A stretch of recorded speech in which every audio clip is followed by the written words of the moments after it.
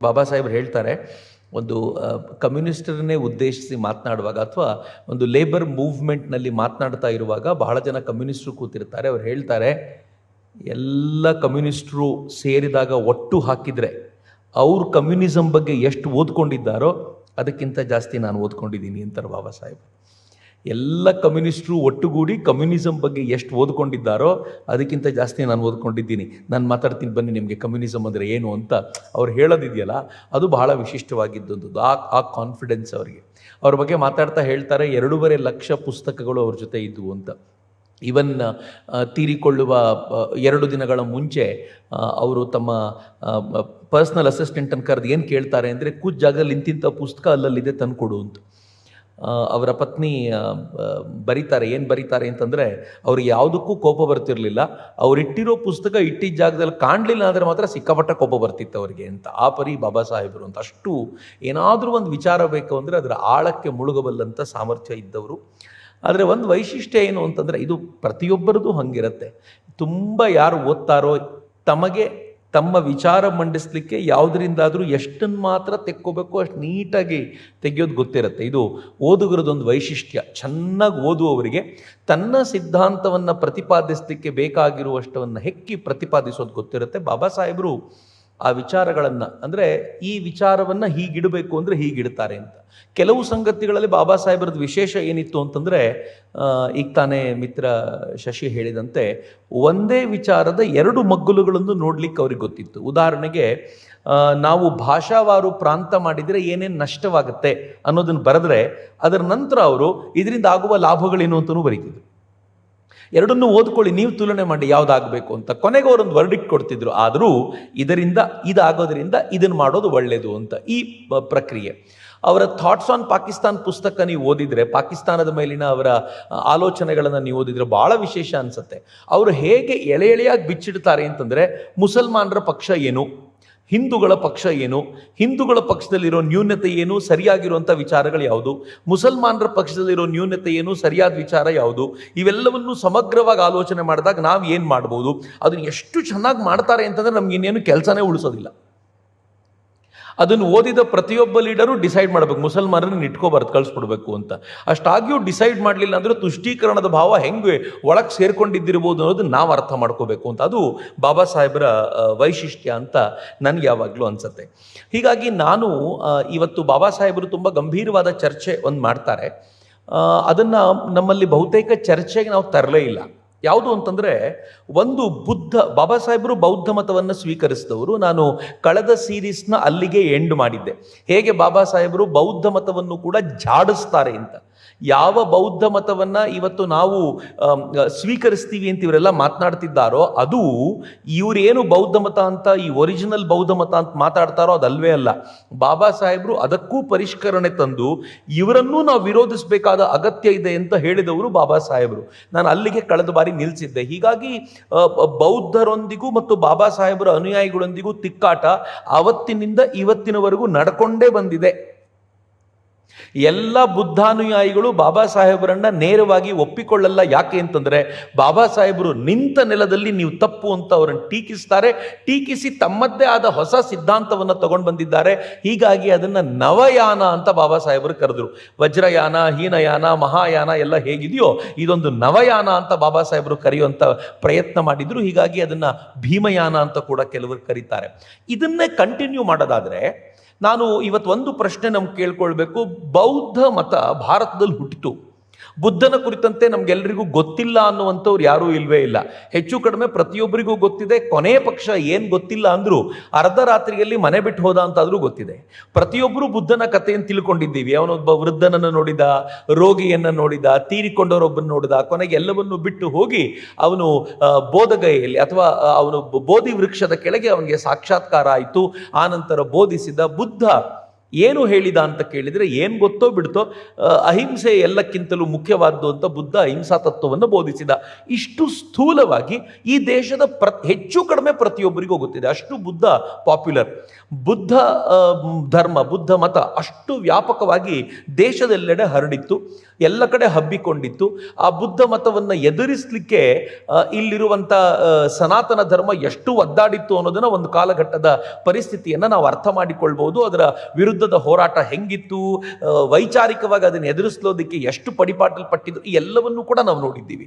ಇಷ್ಟು ಏನು ಪ್ರಭಾವ ಬೀರಿದ್ದಂಥ ಬುದ್ಧ ಧರ್ಮ ಇಲ್ವೇ ಇಲ್ಲಲ್ಲ ಇವತ್ತು, ಎಲ್ಲಿಗೋಯ್ತು? ಅದಕ್ಕಿಂತಲೂ ಪ್ರಾಚೀನವಾಗಿರುವಂಥ ಹಿಂದೂ ಧರ್ಮ ಸನಾತನ ಇವತ್ತಿಗೂ ಕೂಡ ಇದೆ. ಸಮಕಾಲೀನವಾಗಿದ್ದಂಥ ಜೈನ ಧರ್ಮ ನಮ್ಮ ಕಣ್ಣೆದುರುಗಡೆ ಸಹಜವಾಗಿ ಅನುಸರಿಸ್ತಾ ಇರೋರ ಮೂಲಕ ಇದೆ. ಆದರೆ ಬುದ್ಧ ಧರ್ಮ ಹಂಗಿಲ್ವಲ್ಲ, ಎಲ್ಲಿಗೆ ಹೋಯ್ತು? ಜಗತ್ತಿನ ಬೇರೆ ಬೇರೆ ರಾಷ್ಟ್ರಗಳಲ್ಲಿ ಕಾಣುತ್ತೆ. ಸಿಂಗಪುರದಲ್ಲಿ ಬುದ್ಧಿಸ್ಟ್ಗಳು ಕಾಣ್ತಾರೆ, ಶ್ರೀಲಂಕಾದಲ್ಲಿ ಕಾಣ್ತಾರೆ, ಟಿಬೆಟ್ನಲ್ಲಿ ಕಾಣ್ತಾರೆ, ಚೀನಾದಲ್ಲಿದ್ದಾರೆ, ಜಪಾನ್ನಲ್ಲಿದ್ದಾರೆ, ಸಯಾಮಲ್ಲಿದ್ದಾರೆ, ಥೈಲ್ಯಾಂಡಲ್ಲಿದ್ದಾರೆ, ಎಲ್ಲ ಕಡೆಗಳಲ್ಲೂ ಬುದ್ಧ ಧರ್ಮೀಯರಿದ್ದಾರೆ. ಭಾರತದಲ್ಲೇ ಇಲ್ವಲ್ಲ? ಈ ಪ್ರಶ್ನೆ ಬಹಳ ವಿಶಿಷ್ಟವಾದ್ದು. ವಿವೇಕಾನಂದರು ಅಮೆರಿಕಾದಲ್ಲಿ ಬುದ್ಧ ಧರ್ಮದ ಕುರಿತಂತೆ ಮಾತನಾಡ್ತಾರೆ. ಬುದ್ಧ ಧರ್ಮದ ಪರವಾಗಿ ಬಂದಂಥ ಧರ್ಮಪಾಲರು ವಿವೇಕಾನಂದರನ್ನು ಕೇಳ್ಕೊಳ್ತಾರೆ, ನೀವು ಹಿಂದೂ ಧರ್ಮದ ಬಗ್ಗೆ ತುಂಬ ಮಾತಾಡಿದ್ದೀರಿ, ಬುದ್ಧ ಧರ್ಮದ ಬಗ್ಗೆಯೂ ಮಾತನಾಡಿ ಅಂತ. ಆಗ ಮಾತನಾಡ್ತಾ ಅವರು ಕಂಪೇರ್ ಮಾಡ್ತಾ ಹೋಗ್ತಾರೆ, ಭಾಳ ಚೆನ್ನಾಗಿ ಹೇಳ್ತಾರೆ. ಅವರೇನು ಹೇಳ್ತಾರೆ ಅಂತಂದರೆ, ಯಹೂದ್ಯರ ಆಫ್ಶೂಟ್ ಆಗಿ ಹುಟ್ಟಿದ್ದ ಕ್ರಿಶ್ಚಿಯನ್ ಮತ, ಕ್ರಿಶ್ಚಿಯನ್ ರಿಲಿಜನ್, ಯಹೂದ್ಯರ ರಿಲಿಜನ್ನ ತನ್ನೊಳಗೆ ಸೇರಿಸ್ಕೊಂಡ್ಬಿಡ್ತು, ಅದರ ಆಫ್ ಶೂಟಾಗಿ ಬಂತು. ಕ್ರಿಸ್ತ ಯಾರು ಅಂತ ಕೇಳಿದ್ರೆ ಯಹೂದ್ಯ ಮತಕ್ಕೆ ಸೇರಿದವನು, ಆದರೆ ಇಡೀ ಯಹೂದಿ ಮತವನ್ನು ಕ್ರಿಶ್ಚಿಯನ್ ಮತ ನುಂಗಿಬಿಡ್ತು. ಆದರೆ ಬೌದ್ಧ ಧರ್ಮ ಹಿಂದೂ ಧರ್ಮದ ಒಡರೊಳಗಿಂದ ಬಂತು, ಹಿಂದೂ ಧರ್ಮವೇ ಅದನ್ನು ನುಂಗ್ಬಿಡ್ತು ಅಂತ ಹೇಳ್ತಾರೆ ವಿವೇಕಾನಂದರು. ಸೊ ಬಹಳ ವೈಶಿಷ್ಟ್ಯಪೂರ್ಣವಾಗಿರುವಂಥ ಮಾತು ಸ್ವಾಮೀಜಿದು. ಬಟ್ ಒಂದು ಪ್ರಶ್ನೆ ಅಂತೂ ಉಳಿಯುತ್ತೆ, ಹೇಗೆ ಕಾಣೆಯಾದರು ಬುದ್ಧಮತೀಯರು, ಬೌದ್ಧ ಧರ್ಮಿಗಳು ಹೇಗೆ ಕಾಣೆಯಾದರು ಅನ್ನೋ ಪ್ರಶ್ನೆ ಬರುತ್ತೆ. ಈ ಪ್ರಶ್ನೆಗೆ ಉತ್ತರ ಸಾಧಾರಣವಾಗಿ ಏನು ಕೊಡ್ತಾರೆ ಅಂತಂದರೆ, ಈ ಎಡಪಂಥೀಯರಾಗಲಿ ಪ್ರತಿಯೊಬ್ಬರಾಗಲಿ ಏನು ಮಾಡ್ತಾರೆ ಗೊತ್ತಾ? ಅವ್ರು ಹೇಳ್ತಾರೆ, ಬ್ರಾಹ್ಮಣರು ಬುದ್ಧ ಧರ್ಮದವ್ರನ್ನ ಓಡಿಸ್ಬಿಟ್ರು. ಒಂದು ಕಾಲಘಟ್ಟದಲ್ಲಿ ಬ್ರಾಹ್ಮಣರು ಹೇಗೆ ಅವ್ರ ಮೇಲೆ ಆಕ್ರಮಣ ಮಾಡಿದ್ರು ಅಂದರೆ, ಬೌದ್ಧರನ್ನು ಕಂಡ್ರೆ ಆಗ್ತಾನೆ ಇರಲಿಲ್ಲ, ಅವರಿಗೆ ಕಂಡಲ್ಲಿ ಹೊಡಿತಾ ಇದ್ರು. ಕೊನೆಗೆ ಬೌದ್ಧ ಮತೀಯರು ಈ ದೇಶವನ್ನು ಬಿಟ್ಟು ಓಡೋಗ್ಬೇಕಾದಂಥ ಸ್ಥಿತಿ ಬಂತು ಅನ್ನುವಂಥ ಒಂದು ಸಹಜವಾಗಿರುವಂಥ ಉತ್ತರವನ್ನು ಕೊಡ್ತಾರೆ. ಒಂದು ಪುಸ್ತಕ ಇದೆ, ಪ್ರಾಬಬಲಿ ಭಗವಾನ್ ಬರೆದಿರೋದು ಅಂತ ಅನ್ಸುತ್ತೆ, ನಾನು ಭಾಳ ಹಿಂದೆ ಒಂದು ಲೈಬ್ರರಿಯಲ್ಲಿ ಓದಿದ ಪುಸ್ತಕ, ಪ್ರತಿಗಾಮಿ ಶಂಕರಾಚಾರ್ಯ ಅಂತಾನೋ ಪುಸ್ತಕದ ಹೆಸರು, ನಂಗೆ ಸರಿಯಾಗಿ ನೆನಪಿಲ್ಲ. ಅದರಲ್ಲಿ ಶಂಕರಾಚಾರ್ಯರು ಹೇಗೆ ಅತ್ಯಂತ ಬಹುಶಃ ನನಗೆ ನೆನಪಿದ್ದಂತೆ ಹಿಂಸಾತ್ಮಕ ಮಾರ್ಗಗಳನ್ನು ಅನುಸರಿಸಿ ಇವರನ್ನೆಲ್ಲ ಓಡಿಸುವಂಥ ಪ್ರಯತ್ನ ಮಾಡಿದ್ರು ಅನ್ನೋದರದೆಲ್ಲ ಅವರು ಬರೆಯುವಂಥ ಪ್ರಯತ್ನವನ್ನು ಮಾಡ್ತಾರೆ. ಇವೆಲ್ಲವನ್ನು ಮುಂದಿಟ್ಕೊಂಡು ನೋಡಿದಾಗ ಹಿಂದೂ ಧರ್ಮೀಯರು ಅತ್ಯಂತ ಕ್ರೂರವಾಗಿ ಇಲ್ಲಿರುವಂಥ ಬೌದ್ಧ ಮತೀಯರನ್ನ ಐದರ್ ಕೊಂದ್ರು, ಅವರ ಮಂದಿರಗಳ ಅಥವಾ ಸ್ತೂಪಗಳನ್ನು ವಿಹಾರಗಳನ್ನು ಧ್ವಂಸಗೊಳಿಸಿದ್ರು, ಅವರನ್ನು ಇಲ್ಲಿಂದ ಓಡಿಸಿದ್ರು ಅನ್ನುವಂಥ ಸಹಜವಾಗಿರುವಂಥ ಕಲ್ಪನೆ ಕಣ್ಮುಂದೆ ಬರುತ್ತೆ. ಸ್ವತಃ ಬೌದ್ಧ ಧರ್ಮವನ್ನು ಸ್ವೀಕಾರ ಮಾಡ್ಲಿಕ್ಕೆ ಹೊರಟಂತ ಬಾಬಾ ಸಾಹೇಬರು ಏನು ಹೇಳ್ತಾರೆ ಅಂತ ವಿಸ್ತಾರವಾಗಿ ತಿಳ್ಕೊಳ್ಳುವಂಥ ಒಂದು ಪುಟ್ಟ ಪ್ರಯತ್ನ ಮಾಡೋಣ. ಇದು ನಮ್ಮ ಚಿಂತನೆಯ ವಿಸ್ತಾರವನ್ನು ಡೆಫಿನೆಟ್ಲಿ ಅಗಲಗೊಳಿಸುತ್ತೆ. ಬಾಬಾ ಸಾಹೇಬರು ಹೇಳ್ತಾರೆ, ಬೌದ್ಧ ಧರ್ಮದ ಪತನ, ಅವ್ರದ್ದೊಂದು ಲೇಖನವೇ ಇದೆ, ಬೌದ್ಧ ಧರ್ಮದ ಪತನ ಮತ್ತು ಅವಸಾನ ಅಂತ, ಎರಡು ಬೇರೆ ಬೇರೆ ಪದಗಳು. ಪತನ ಮತ್ತು ಅವಸಾನ ಹೇಗಾಯಿತು ಅಂತ ಹೇಳ್ತಾ, ಬೌದ್ಧ ಧರ್ಮದ ಪತನಕ್ಕೆ ಕಾರಣ ಇಸ್ಲಾಮಿನ ಆಕ್ರಮಣ ಅಂತಾರೆ ಬಾಬಾ ಸಾಹೇಬ್. ಭಾಳ ಜನ ಇದನ್ನು ಒಪ್ಕೊಳ್ಳೋಕೆ ತಯಾರಾಗಲ್ಲ, ಅದಕ್ಕೆ ಬಾಬಾ ಸಾಹೇಬರು ಹೇಳಿದರು ಅಂತಂದ್ರೆ ಸೈಲೆಂಟ್ ಆಗ್ತಾರೆ. ಇನ್ಯಾರು ಹೇಳಿದ್ರು ಕೂಡ ಇವರೆಲ್ಲರೂ ಸನಾತನ ಧರ್ಮೀಯರು, ಅದಕ್ಕೋಸ್ಕರ ಹಿಂಗೆ ಮಾತಾಡ್ತಾರೆ ಅಂತ. ಆದರೆ ಬಾಬಾ ಸಾಹೇಬರೇ ಹೇಳ್ತಾರೆ, ಬೌದ್ಧ ಧರ್ಮದ ಪತನಕ್ಕೆ ಮುಖ್ಯವಾಗಿರುವಂಥ ಕಾರಣ ಯಾವುದು ಅಂತ ಕೇಳಿದರೆ ಅದು ಇಸ್ಲಾಮಿನ ಆಕ್ರಮಣ ಅಂತ. ಒಂದು ಒಳ್ಳೆ ಲಾಜಿಕ್ ಕೊಡ್ತಾರೆ, ನಿಮ್ಗೆ ಆಶ್ಚರ್ಯ ಅನ್ಸುತ್ತೆ, ಈ ಲಾಜಿಕ್ ಭಾಳ ಚೆನ್ನಾಗಿದೆ. ನಾವೆಲ್ಲರೂ ಮೊಹಮ್ಮದ್ ಘೋರಿಯನ್ನ, ಗಜನಿಯನ್ನ ಬುತ್ ಶಿಕನ್ಗಳು ಅಂತ ಕರಿತೀವಿ. ಬುತ್ ಶಿಕನ್ಗಳು ಅಂತಂದ್ರೆ ಮೂರ್ತಿ ಭಂಜಕರು ಅಂತ.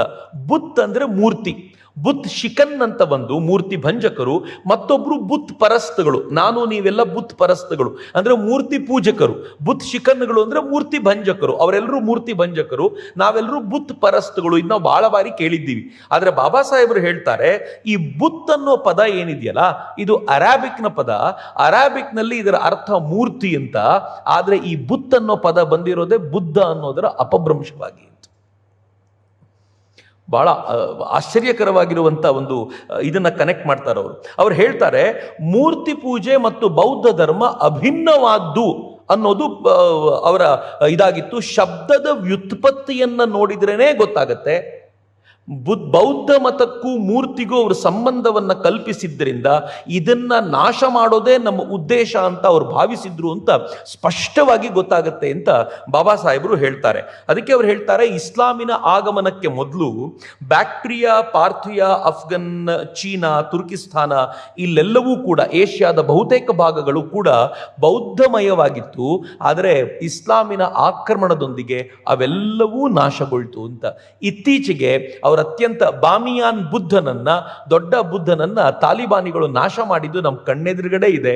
ಅಂದ್ರೆ ಬುದ್ಧ ಅನ್ನೋದು ಅದನ್ನ ನಾಶ ಮಾಡಬೇಕು ಅನ್ನೋದು ನಮ್ಮ ಪರಿಕಲ್ಪನೆ ಅನ್ನುವಂಥ ಅವ್ರ ಭಾವನೆಯೇ ಇಸ್ಲಾಮಿನ ಈ ಆಕ್ರಮಣದ ಮೂಲ ಸತ್ವವಾಗಿ ಕಾಡತ್ತೆ ಅಂತ ಬಾಬಾ ಸಾಹೇಬರು ಹೇಳ್ತಾರೆ. ಇಸ್ಲಾಂ ಎಲ್ಲೆಲ್ಲಿ ಬೌದ್ಧ ಧರ್ಮ ಇತ್ತೋ ಅಲ್ಲೆಲ್ಲ ನಾಶ ಮಾಡ್ತು ಅಂತ ಈ ಕಾರಣಕ್ಕೆ ಹೇಳ್ತಾರೆ. ಇದಾದ್ಮೇಲೆ ಅವ್ರು ಹೇಳ್ತಾರೆ, ಬರೀ ಇಸ್ಲಾಂ ಮಾತ್ರ ಅಲ್ಲ, ಸಾಂಪ್ರದಾಯಿಕ ಹಿಂದೂಗಳು ಬೌದ್ಧರಿಗೆ ಕಿರುಕುಳ ಕೊಟ್ಟರು. ನಾನು ಉದ್ದಕ್ಕೂ ಡಿಸ್ಕಸ್ ಮಾಡ್ತೀನಿ, ಹಿಂದೂಗಳು ಮತ್ತು ಬೌದ್ಧರ ನಡುವೆ ಇದ್ದಂಥ ಕಾದಾಟ ಯಾತಕ್ಕೋಸ್ಕರ ಇದ್ದಿರಬಹುದು ಅನ್ನೋದರ ಚರ್ಚೆಯನ್ನು ಮಾಡೋಣ. ಆದರೆ ಬಾಬಾ ಸಾಹೇಬರು ಹೇಳ್ತಾರೆ, ಸಾಂಪ್ರದಾಯಿಕ ಹಿಂದೂಗಳ ಕಿರುಕುಳ ಏನಿತ್ತೋ ಅದಕ್ಕಿಂತಲೂ ಮುಸಲ್ಮಾನ ದಾಳಿಕೋರರ ಭೀಕರ ಹತ್ಯಾಕಾಂಡಗಳ ಪರಿಣಾಮ ಹೆಚ್ಚಾಗಿತ್ತು. ಅದರಿಂದಲೇ ಅನೇಕ ಜಾಗಗಳಲ್ಲಿ ಬೌದ್ಧ ಧರ್ಮ ಅದೃಶ್ಯವಾಯಿತು ಅಂತ. ನನಗೆ ಕೆಲವೊಂದ್ಸಲ ಆಶ್ಚರ್ಯ ಅನ್ಸುತ್ತೆ.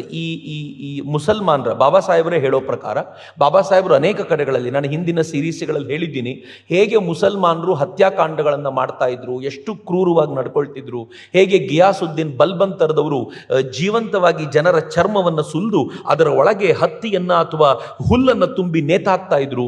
ಇಷ್ಟು ಕ್ರೌರ್ಯ ಅವರೊಳಗೆ ಬಂದಿತ್ತಲ್ಲ, ಅದು ಬಂದಿತ್ತು ಅಂತಂದ್ರೆ ಹೋಗಿದೆ ಅಂತಲ್ಲ, ಅದು ವಿಚಿತ್ರವಾಗಿ ಈಗಲೂ ಇದೆ. ನೀವು ತೀರಾ 21ನೇ ಶತಮಾನದ ಆಧುನಿಕ ಯುಗದ ಈ ಸಂದರ್ಭದಲ್ಲೂ ಕೂಡ ಅತ್ಯಂತ ಕ್ರೂರವಾಗಿ ನಡ್ಕೊಳ್ಳೋರನ್ನ ನಾವು ಪಶ್ಚಿಮ ಬಂಗಾಳದಲ್ಲಿ ನೋಡಿದ್ದೀವಿ. ಅಂದರೆ ನಮ್ಮ ನಡುವೆ ಹೀಗಿದ್ದುಕೊಂಡು ಇಷ್ಟು ಕ್ರೌರ್ಯ ಹೇಗೆ ಸಾಧ್ಯ ಆಗುತ್ತೆ, ದೊಡ್ಡ ಪ್ರಶ್ನೆ. ಆದರೆ ಬಾಬಾ ಸಾಹೇಬರು ಒಂದು ಪ್ರಶ್ನೆಯಿಂದ ಶುರು ಮಾಡ್ತಾರೆ. ಈ ಪ್ರಶ್ನೆ ನಾನು ನೀವು ಕೇಳ್ಕೊಳ್ಬೇಕಾಗಿರೋ ಪ್ರಶ್ನೆ. ಮುಸಲ್ಮಾನರ ಆಕ್ರಮಣ ಬರೀ ಬೌದ್ಧರ ಮೇಲೆ ಆಗಲಿಲ್ಲ, ಇಲ್ಲಿದ್ದ ಬ್ರಾಹ್ಮಣರ ಮೇಲೂ ಆಯಿತು. ಆದರೆ ಸನಾತನ ಉಳಿತು, ಬೌದ್ಧ ಧರ್ಮ ನಾಶವಾಯಿತು. ಹೇಗೆ? ಈ ಪ್ರಶ್ನೆ ಗಂಭೀರವಾಗಿರುವಂಥ ಪ್ರಶ್ನೆ. ಬೌದ್ಧ ಧರ್ಮ ಇಸ್ಲಾಮಿನ ಆಕ್ರಮಣಕ್ಕೆ ನಾಶವಾಯಿತು ಅಂತಂದ್ರೆ ಅವರೇನು ಬ್ರಾಹ್ಮಣರ ಮೇಲೆ ಆಕ್ರಮಣ ಮಾಡಲೇ ಇಲ್ವಾ? ಬ್ರಾಹ್ಮಣರು ಅಂದ್ರೆ ಹಿಂದೂಗಳು ಅಂತ ಭಾವಿಸೋದಾದ್ರೆ ಹಿಂದೂಗಳ ಮೇಲೆ ಆಕ್ರಮಣ ಮಾಡಲೇ ಇಲ್ವಾ ಅಂತ ಕೇಳಿದ್ರೆ ಮಾಡಿದ್ದಾರೆ.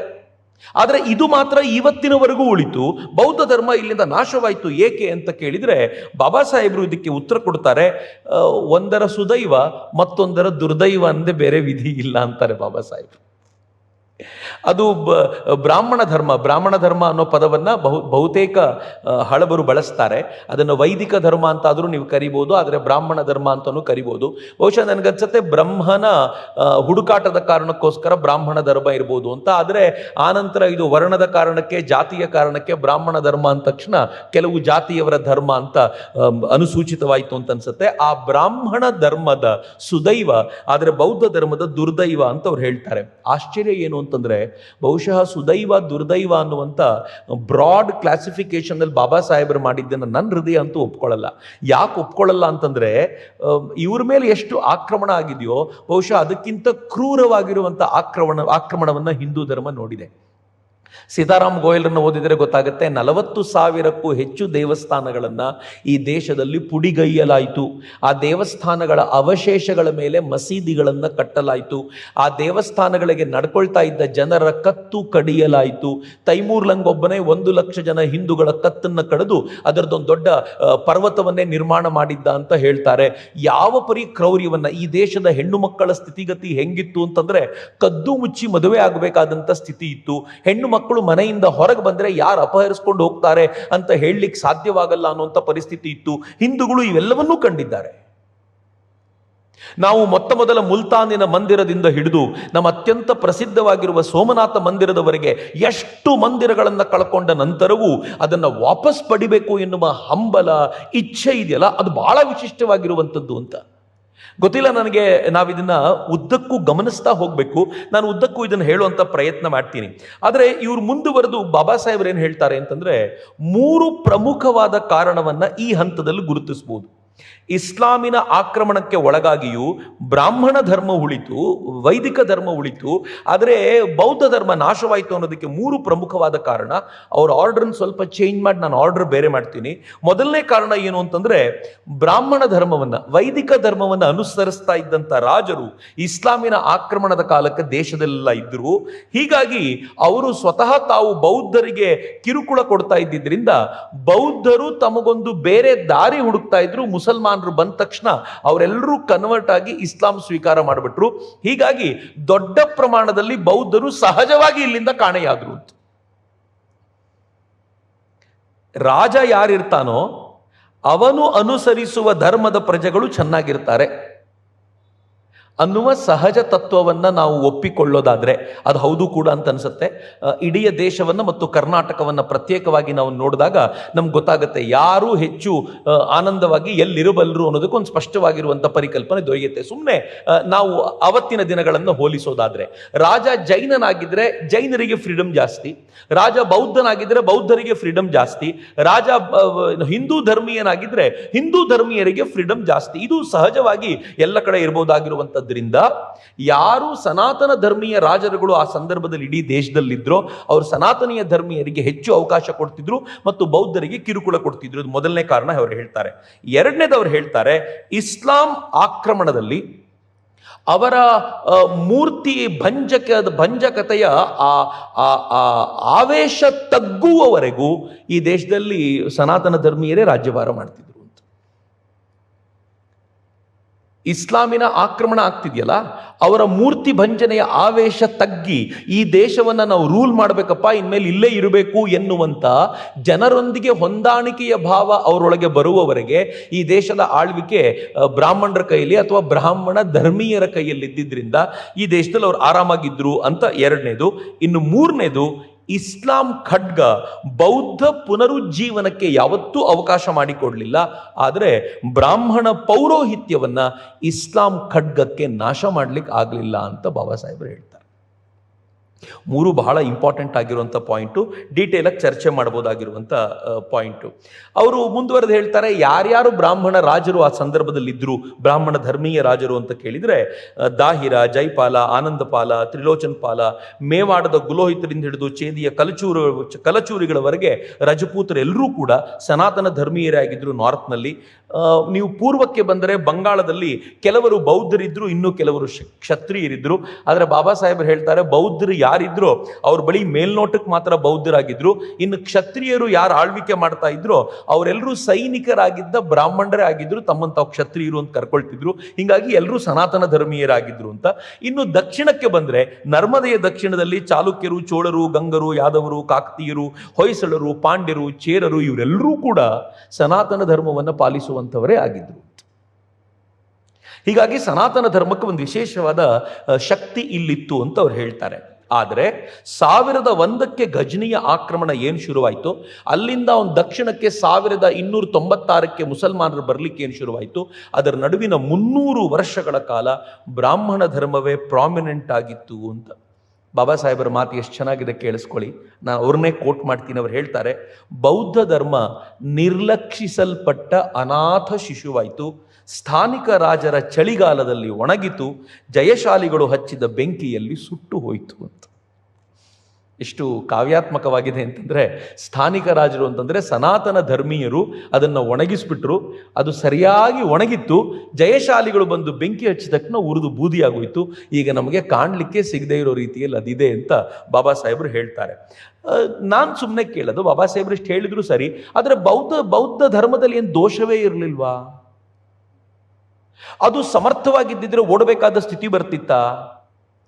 ಅಥವಾ ಹಿಂದೂ ಧರ್ಮದಲ್ಲಿ ರಾಜರುಗಳು ಇರಲಿಲ್ಲ ಅಂತಂದ್ರೆ ಹಿಂದೂ ಧರ್ಮ ಉಳಿತಿತ್ತ? ಹಿಂದೂ ಧರ್ಮವು ಹೀಗೆ ನಾಶವಾಗಿರ್ತಿತ್ತ? ಪ್ರಶ್ನೆ ನಮ್ಮನ್ನು ನಾವು ಕೇಳ್ಕೊಳ್ಬೇಕಲ್ಲ. ಈಗ ಸುಮ್ಮನೆ ಯೋಚನೆ ಮಾಡಿ, ಆನಂತರ ಅನೇಕ ಶತಮಾನಗಳ ಕಾಲ ಮುಸಲ್ಮಾನರು ಆಳ್ವಿಕೆ ಮಾಡಿದರು ಇಲ್ಲಿ. ಆನಂತರ ಸುಮಾರು 2 ಶತಮಾನಗಳ ಕಾಲ, ಹೆಚ್ಚು ಕಡಿಮೆ 2 ಶತಮಾನಗಳ ಕಾಲ ಕ್ರಿಶ್ಚಿಯನ್ರು ಆಳ್ವಿಕೆ ಮಾಡಿದ್ರು. ಸನಾತನ ಧರ್ಮ ಆ ಸಂದರ್ಭದಲ್ಲಿ ನಾಶವಾಗಿ ಹೋಗ್ಬೇಕಿತ್ತಲ್ಲ. ಜಗತ್ತಿನ ಎಲ್ಲ ಕಡೆ ಕಾಲಿಟ್ಟ ಕಡೆಯಲ್ಲೆಲ್ಲ ತಾವು ಎಲ್ಲೆಲ್ಲಿ ಕಾಲಿಟ್ರೋ ಅಲ್ಲಿ ಹುಲ್ಲು ಕಡ್ಡಿ ಕೂಡ ಬೆಳೆಯದಂತೆ ಮಾಡಿ ಬಂದಿರುವಂಥ ಮುಸಲರು, ಕ್ರಿಶ್ಚಿಯನ್ರು ಇಲ್ಲಿ ಮಾತ್ರ ಹಿಂದೂಗಳ ಎದುರಿಗೆ ಸೋಲಿಕ್ಕೆ ಕಾರಣ ಏನಿತ್ತು? ಇದನ್ನು ನಾವು ಪ್ರಶ್ನೆ ಮಾಡಿಕೊಂಡಾಗ ಅನೇಕ ಸಂಗತಿಗಳು ನಮ್ಮ ಕಣ್ಮುಂದೆ ಬರೆಯುತ್ತೆ.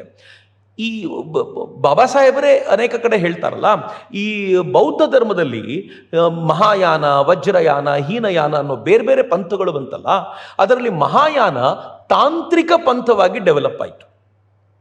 ತಂತ್ರ ಅಂತಂದ್ರೆ ತನಗೆ ಬೇಕಾಗಿರುವಂಥ ಗುರಿಯನ್ನು ತಲುಪಲಿಕ್ಕೆ ಬೇರೆ ಬೇರೆ ಬೇರೆ ಬೇರೆ ಮೆಥಡ್ಗಳನ್ನು ತನ್ನದಾಗಿಸಿಕೊಳ್ಳೋದನ್ನು ತಂತ್ರ ಅಂತ ಕರಿಬೋದು.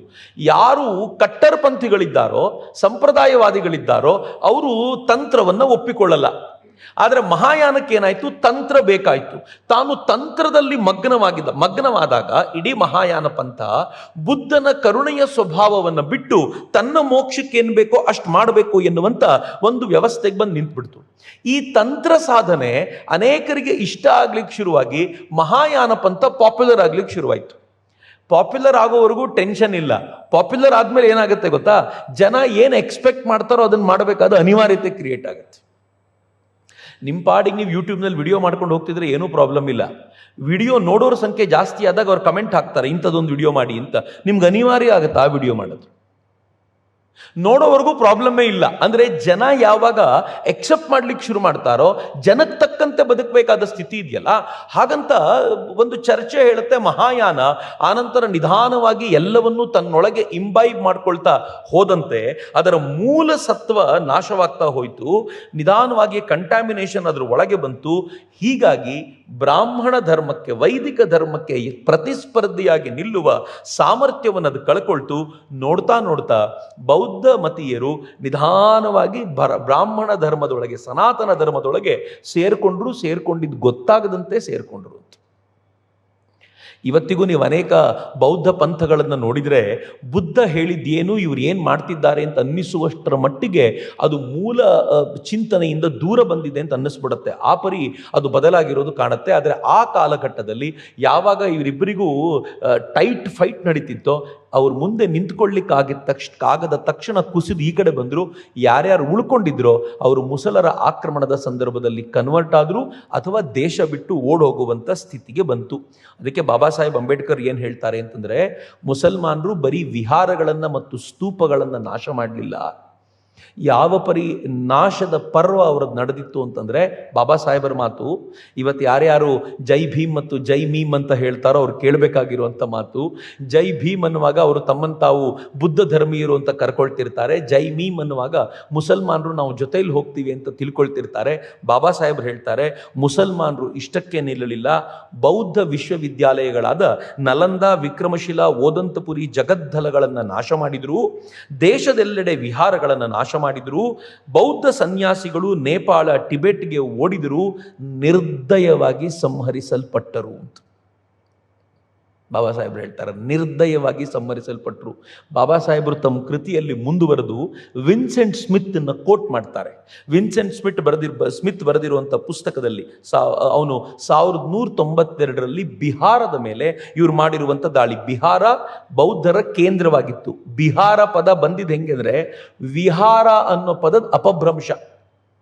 ವಿಹಾರ ಬೌದ್ಧರ ಮೂಲ ಕೇಂದ್ರ ಆಗಿರುತ್ತೆ. ಆ ವಿಹಾರದ ಅಪಭ್ರಂಶವಾಗಿ ಬಿಹಾರ ಬಂತು ಅಂತ ಹೇಳುವಷ್ಟರ ಮಟ್ಟಿಗೆ ಬಿಹಾರವನ್ನು ಹಂಗೆ ಕರೀತಾರೆ.